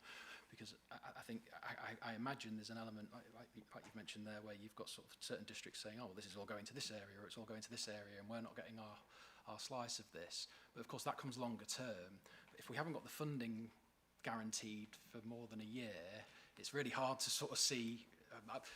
I can understand from their perspective why they might have concerns around that, because it doesn't. There's no element of this where I can sort of see, actually in 3 or 4 years' time, there'll be something here, there'll be a pattern here, or there'll be a process that comes out of all of this work that's actually going to support all of you. So it's worth doing these sort of smaller scale projects. And so yeah, sorry, a lot of waffle there, but yeah, hopefully you can pull something out of that to. I'll try and pick up the bit. So in terms of the funding in the 2027 cliff edge, that's just in terms of serious violence. We'll talk a bit more about that in the next paper, because the serious violence kind of paper picks that up. So we don't get any funding community safety wise from government in terms of delivery of our community safety partners. That comes as core funding to either us as LCC or to. So all the projects that we're talking about, okay, where there is a serious violent element and we can use some of the funding, we obviously are using it. So what the premise that we set ourselves with the districts, the councils, the policing is, how do we do this within the budget that we've got, which is why it changed the context of why it is and what it was we were doing in terms of the delivery mechanism being targeted, so we could all learn from how do we get the system to operate together. You know, what we've certainly found in the early stages of Skegness review of activity that's taking place to combat crime and antisocial behaviour, there was a lot of activity going on, but it wasn't necessarily coordinated in a way that actually targeted where it needed to target. So that was the first bit, is just corralling people into the same vision and same outcome of what we're trying to achieve. So the funding is not an issue for the delivery of reduction of crime and antisocial behaviour, because it's using resources that we already have, just in a smarter, insightful way based on data, evidence, requirements. Great that we get the serious violence funding. It allows us to do more. You know, we'll talk about what we've done with the 300k that we get each year, roughly, that we've had year on year. And I suspect you'll be right. We will get future funding. It might be less, it might be more, but we'll never know until February next year, March next year. They literally tell us at the point of, but we don't plan stuff to rely on that funding. Yeah, there are activities that funding pays for. But it's not a necessity for us. We want more funding, so it is a necessity. I don't want to say we don't want the money, we certainly do, and we would like it in a more consistent manner where we're not having to wait to say whether we get it or not. But the main activities that you see across the core offer, so that preventive education, the case management system, the DARDs, that's all business as usual baseline budget activity. The Skegness project, the Gainsborough project, baseline budget activity with the uplift of the serious violence money. So those activities will continue to closure and saying, have we reduced crime? Have we reduced antisocial behaviour? Have we reduced the fear? Are we making people feel safe? Do they feel safe? And all of that stuff. The reason that we can't express yet the lessons learned is because we're still really young in our project delivery. So we'll see over this next year to see actually what are the lessons learned, what is that kind of USP model of delivery to place-based targeted activity within a baseline budget that you already have without an uplift. That's the model that we hopefully can say this worked really, very well. Zoe's done a fantastic job in Skegness of recruiting the local, one of the local supermarkets to provide some funding to support us. That's a lesson learned straight away. So if they're going to do that there, they can do that across the whole of the county. So how do we leverage that wider? So it's things like that will pick up quickly and kind of move and divert across the county. So answer your question, we're not always want more money, but we're not constrained by that in terms of what we're doing, because we're using business in the main business as usual activity, and the lessons learned bit and the fluidness of that will start to come now. We're getting more and more mature in how we're delivering it. And sorry, just to come back briefly on that. So with regards to the projects that we carry out and whatever else, I mean, how does that come together? I mean, I assume you meet with the other strategic partners and there's debates. There's always a risk in those rooms that the loudest voice wins out and whatever else. And it just feels. I'd just like to understand a bit more about how you actually go. Do you know what? This is what we're going to work on. This is where how we're going to focus on this area. Is it just purely data driven, or is there an element of influence from various districts if they can set out their stall well enough? It's largely evidence based. So where is the evidence of risk? Where's the evidence of need? Where are we seeing those pinch points that we collectively would want to do something about? And every area could give their evidence and their example, but we use it on a county basis, and we see what the kind of the triggers are for where we think we are going to have not an easier route to success, but that there are probably foundations already in place that we can leverage quicker to make it a success quicker, where some of the other areas may not have that. And it is almost a vote process. So there's the Safer Lincolnshire Partnership Strategic Group, which all of the community safety partners statutory required attendees will be at, so police, fire, local authority, district councils, probation, all have got a statutory duty to be part of those conversations. We are unique in Lincolnshire that we have so whilst the East trio of councils have an East Community Safety Partnership, so they look at other aspects of that, we're the only kind of 7 district councils and an upper unitary authority that kind of operate on a county basis to kind of leverage resource, leverage support, leverage knowledge. So when you present the evidence and you present it in its evidential context, it's very, very hard for people to go, well, actually, I don't agree with that, because actually you can see the differences that you can see within the county. Not taking away that actually, crime in Boston, and that's not to say that crime in Boston, Grantham, Sleaford and the like is not important. There's still community safety activity going on that's being delivered by the police and the districts. This is where we're saying as a county response, as a Safer Lincolnshire Partnership, we're going to focus on these 2 areas where we think we'll have the biggest impact and the biggest learning. Thank you. I've got Councillor Bridgewood. Thank you, Chair. It's not really a question, just more of an observation in regard to antisocial behaviour. When you go to youths and youngsters and say, well, why did you do that? The standard answer, reflex answer is, well, there's nothing to do. And I think when you actually look into it, I mean, you mentioned fire cadets here, there is an awful lot to do. Fire cadets, sea cadets, air cadets, right across the board. And it's just engaging with the youths and making them aware of that. I know these organisations do have their own recruitment thing, but yeah, it's be good to have like a list of those sorts of things that could be pointed to. I'm sure you probably do it. But yeah, it's just to put it on record that actually there is an awful lot to do. It's just getting the kids to engage with it. Sorry, can I just come in on that one in terms of the list?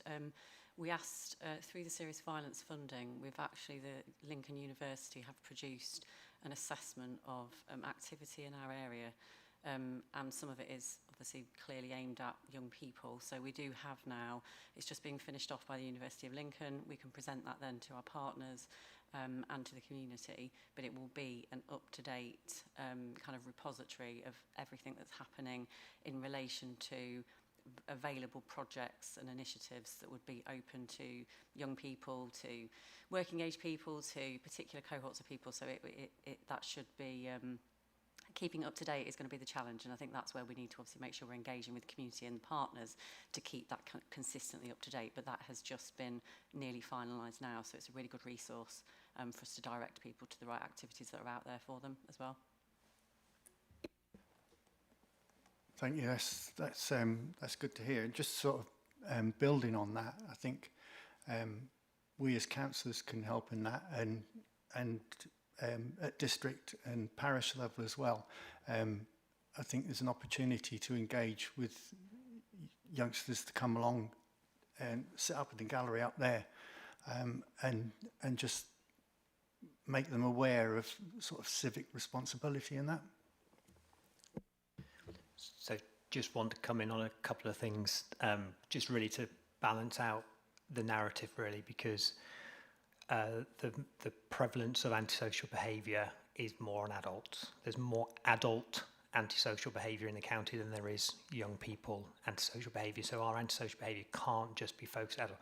Recognise that's where probably the fear is more. And when we talk about young people hanging around on streets, in parks, and that feels like that's intimidation. But when you actually look at the reports, there's more adult-related antisocial behaviour than there is young people antisocial behaviour. I just wanted to make sure that it's not all about focusing on young people. There is the adult element as well. I think that's a good point, and perhaps we could take the same approach with the adults and get them involved with volunteering and stuff like that. Thank you very much. Councillor Sheard. So I think any engagement that we do that is working towards assisting with safer communities is brilliant. I would just say about basing things on the data, I think we need to be really careful at making sure that the engagements around receiving that data give us a really broad scope.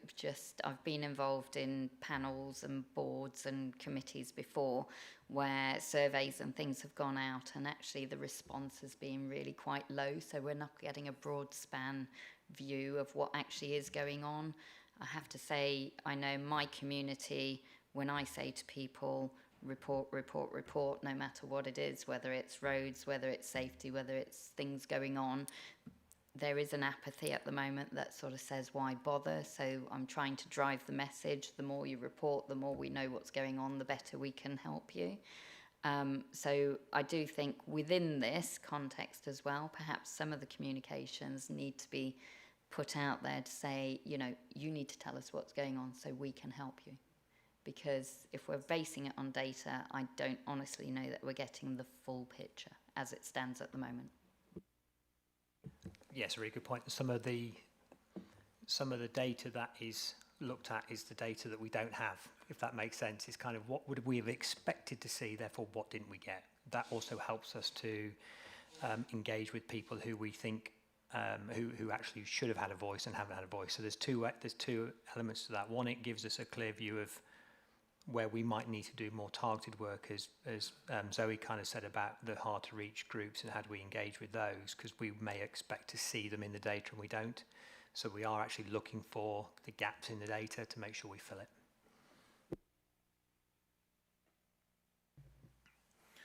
Thank you very much. Thanks everyone for your comments and questions. We'll conclude that item now. So the proposal is that we've reviewed the contents of the report and have been assured on the work undertaken by the Safer Lincolnshire Partnership, and we will request a further update in 12 months. Can we please raise hands if we agree? That is unanimous. Thank you very much. That's agreed. We'll just wait for Councillor Corey to return.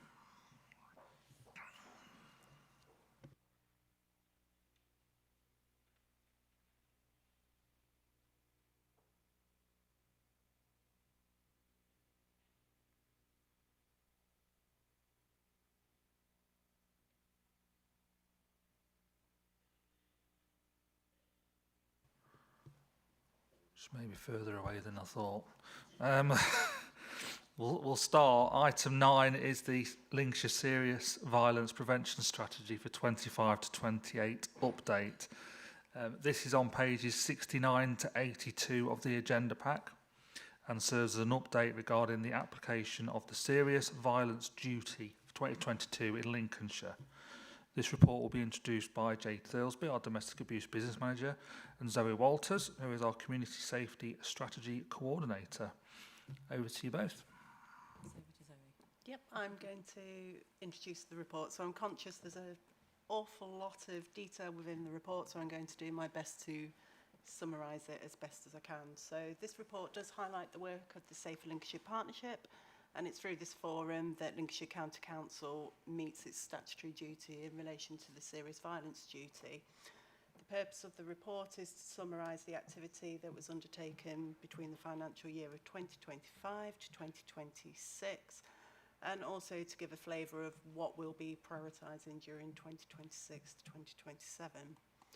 As a bit of background, the serious violence duty was introduced in 2022, and it's also embedded within the Crime and Disorder Act 1998.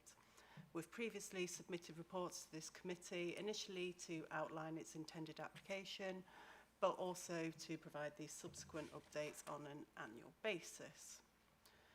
So the duty emphasises the need for all specified authorities to work in partnership, and that is around identifying the local need and trends in relation to serious violence, and critically, to work together to actively reduce them. There is a real focus on using a public health approach to achieve this. The strategy at a national level mandates that we focus on early intervention and prevention, which is something that we are actively doing within the community safety team within Lincolnshire County Council. We need to support communities and local partnerships, and also build around law enforcement and the criminal justice response. It is a mandatory requirement of the Home Office that we refresh our strategy on an annual basis. We have to submit that to the Home Office by the 31st of January each year. I've popped in a hyperlink to our refresh strategy, and that will provide you all with an overview of our approach, our priority areas for Lincolnshire, what our strategic aims are, our key measures, what we mean by a public health approach, and then in addition to that, some additional links and supporting material for you. In relation to our key performance indicators, these are set at a national level by the Home Office.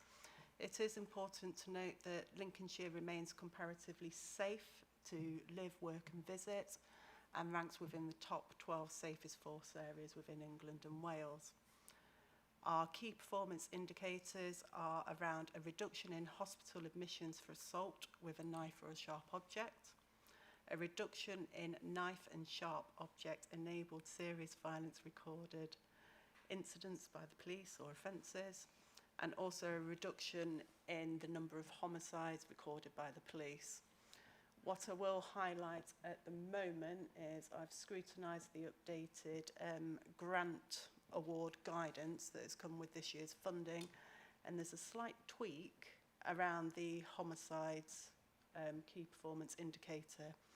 So what they are asking is for us to focus on non-domestic homicides for those aged 25 and under where data allows.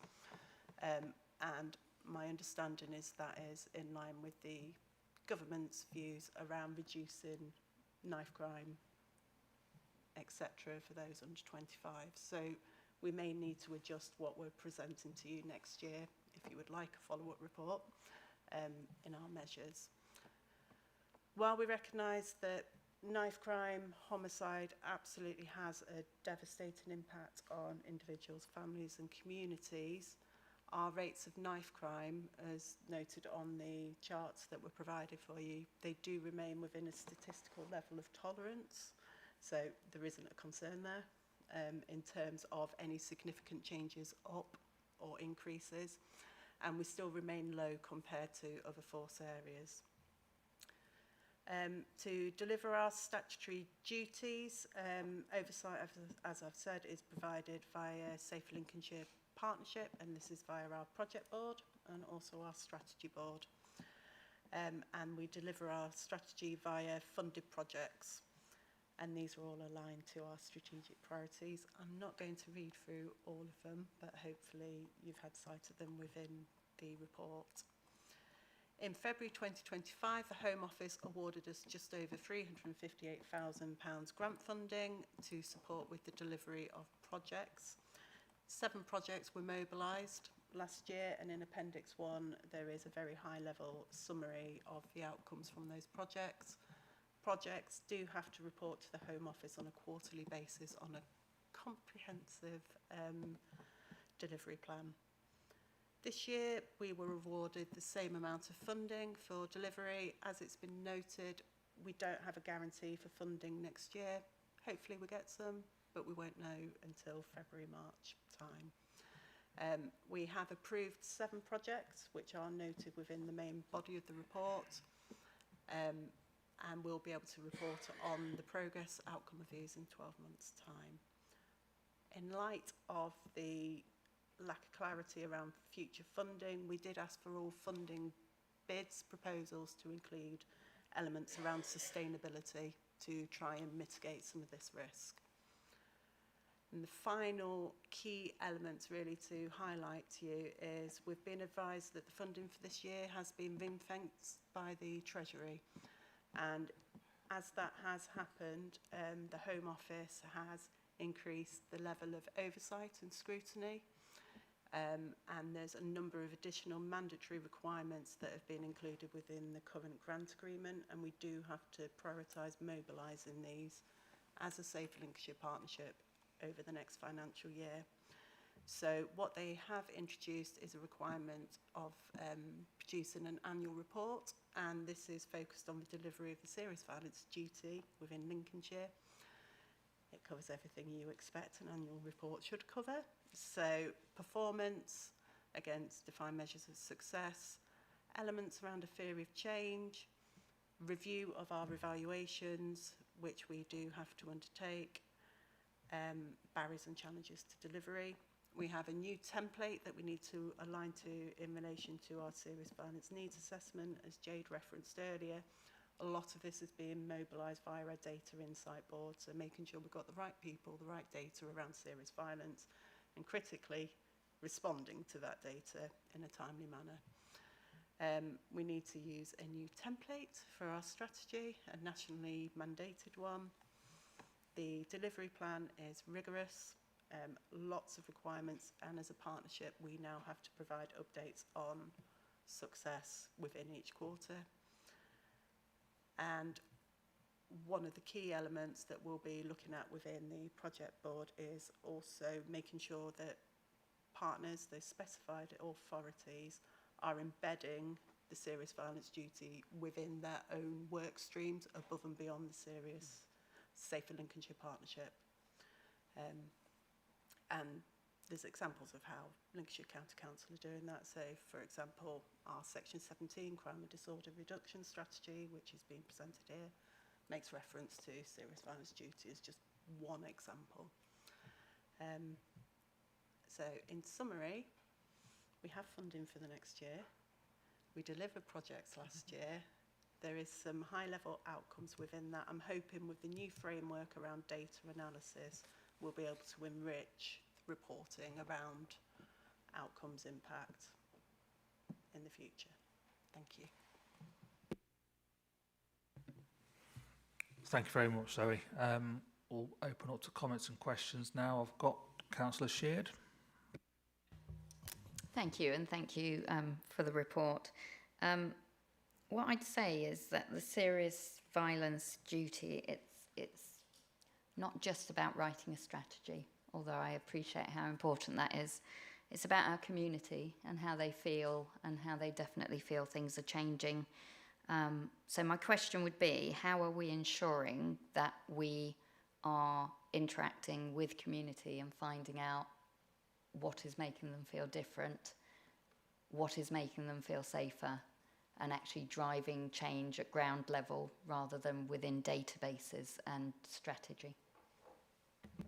No, I absolutely agree. It's a statutory duty to engage, and it's clearly referenced within serious violence duty as well. So there's a few elements that are built into that. So we do take on board the survey findings from the Stay Safe Partnership, which asks really specific questions around feelings of safety from our young people. As you'll have heard before, they've got a huge reach of our young people across the county. We're also building on our links with the Office of the Police and Crime Commissioners Young Community Leaders project, and again, they're a voice of the young people. We make use of the crime surveys, but recognise that not everybody will complete that. So again, moving forward, what we're looking at is how we're going to fill those gaps. Historically, what we did was we commissioned another organisation to undertake another survey for us. Information from our place-based work, for example, Skegness, that can feed in through that community engagement arm as well. So it's, yeah. Thank you. I was just going to add as well that we are, as a community safety team, as part of Lincolnshire County Council, we are currently looking at our engagement with the public and how we do that, because we are conscious that that needs to be more robust than it is. It's, you know, we do a number of things at the moment through different various routes, particularly, I mean, serious violence, obviously, as well, thinking about domestic abuse. You know, we obviously make sure we're engaging on a regular basis with our service providers that provide our domestic abuse services for Lincolnshire, and we're talking, obviously, we have a VORG Voices group as well for Lincolnshire that sits within Lincolnshire Police, but we are a very strong partner involved in that voice. And so we are getting the voices from places, but we recognise that there needs to be probably a more robust response to that. So we are working on that at the moment and how we can improve that. It's a key priority for us within community safety.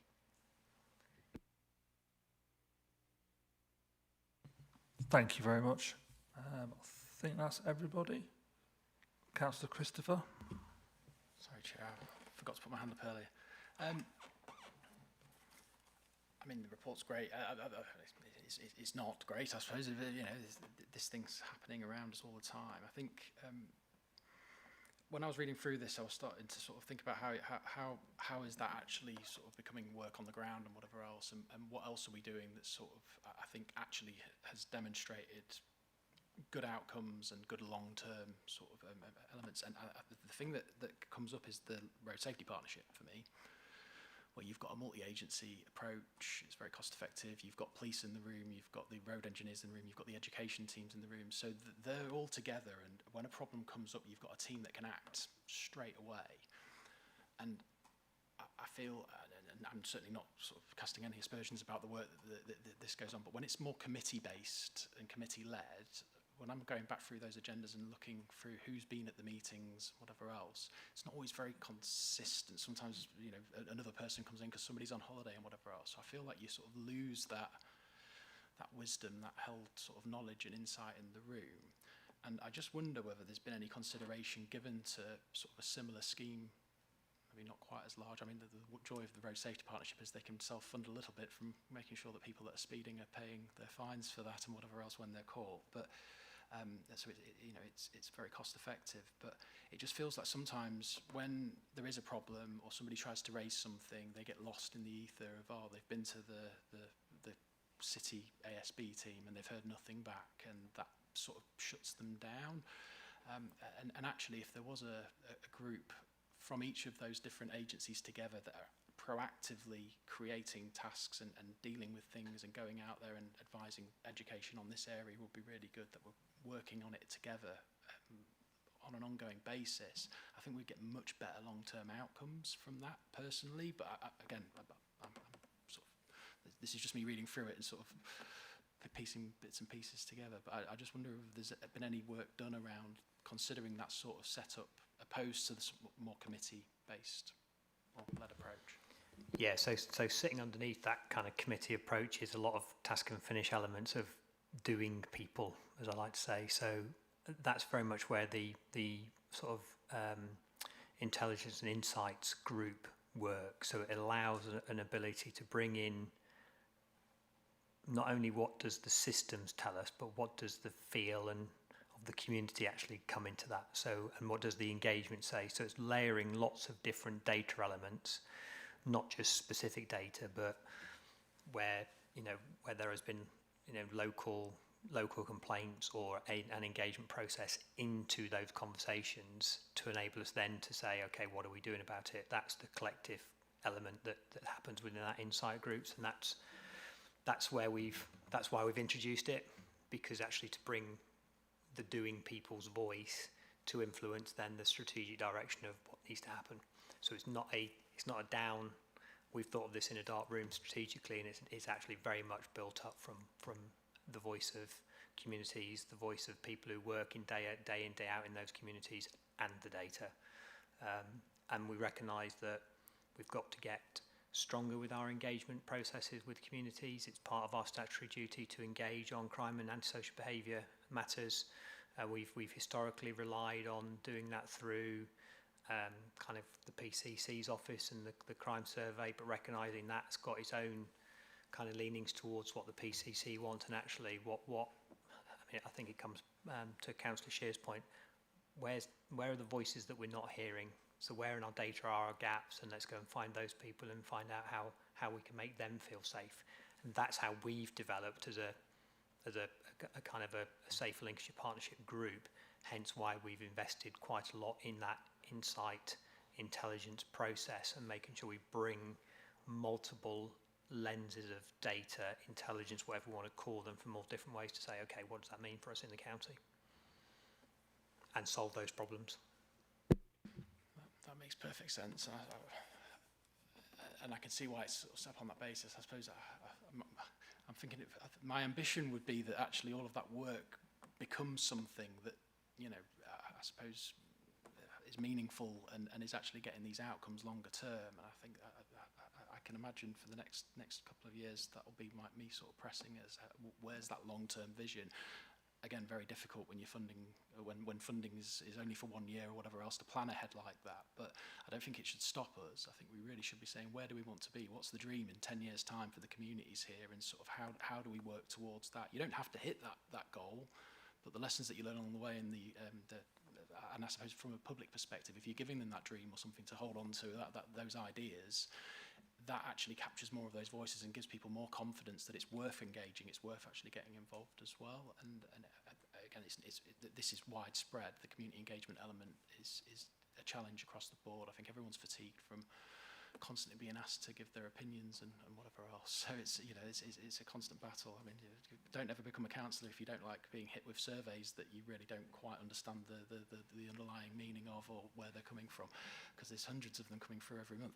But that's reassuring. And again, I suppose really if we're sort of holding on to the facts and the evidence and the data as it is now, it's that's a good sort of core to work from. But again, I really would like to see more ambition around where we're going with that and what the long-term hopes are.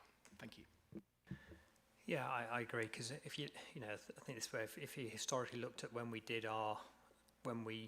statutorily needed to do kind of needs assessments, we either did them every year or every 3 years, well, that's not fluid enough to kind of understand the changing pictures and actually get people's buy-in, because you're only really talking about that once a year maybe. Well, we should be talking about it all the time, and we should be talking about those impacts all the time, which is why we're on a bi-monthly kind of conversation around it, because the long-term view is actually we want the people of Lincolnshire to feel safe but be resilient in their own safety on what the actual, because there'll be a reality of what crime and antisocial behaviour looks like based on data, and there'll be a perception that is the one we've got to target. The perception is what you've got to target. The reality might be, the crime's really, really low in Lincolnshire. We know we're a really, really safe place to live, visit, and work. We know that based on national metrics.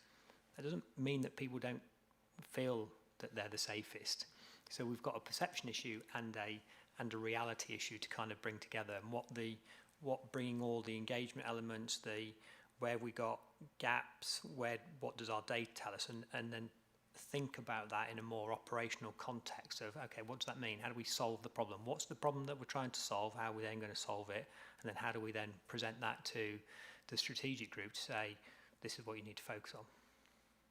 That's fascinating. Sorry, if I could just sort of come back briefly on that, Councillor. I appreciate everyone's getting close to the end now. You can all see yourselves getting home, whatever else. I mean, obviously, in my district ward, which is Abbey Ward, I think 2 years ago we were up there for the violent attacks or violent crimes element of it, and of course you get a lot of members of the community that come into you and saying, oh, these figures are high, or I don't feel comfortable in this area. And I'm very aware, looking at the data and actually going back through it, the cohort that we have there of people that have got addiction problems and drugs misuse issues often do attack one another, and it can be really violent and quite horrendous circumstances that those individuals are in. But it's very rare that that spills over into those that cohort actually attacking members of the public generally, and that's a really important thing to explain to people that are worried and concerned, I think. And I suppose, yeah, there's elements of that where you can sort of broadcast that to give people increased confidence and whatever else, but it doesn't change the fact that actually those horrendous things are going on.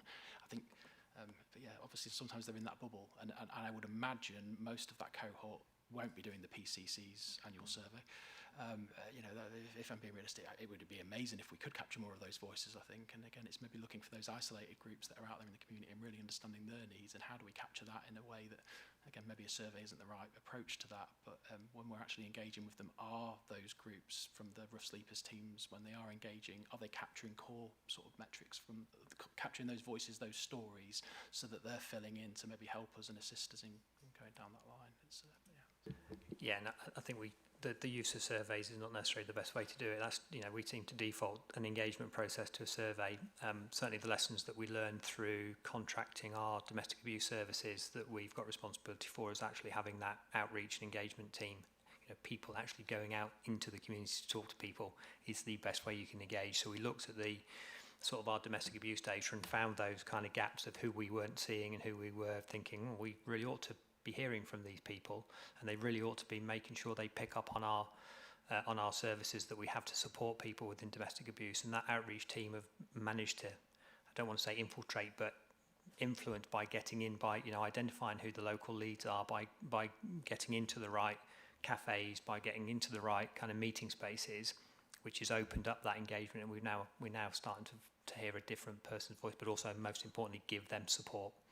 And that's the main thing, and reduce that fear and give them support to kind of understand domestic abuse more. So we know surveying is the smallest part of a person's voice, the biggest part we can get. Very much like our fraud stuff, it's face-to-face with people in their community, in a location that they understand, that they feel safe in, that you can have that type of conversation with them.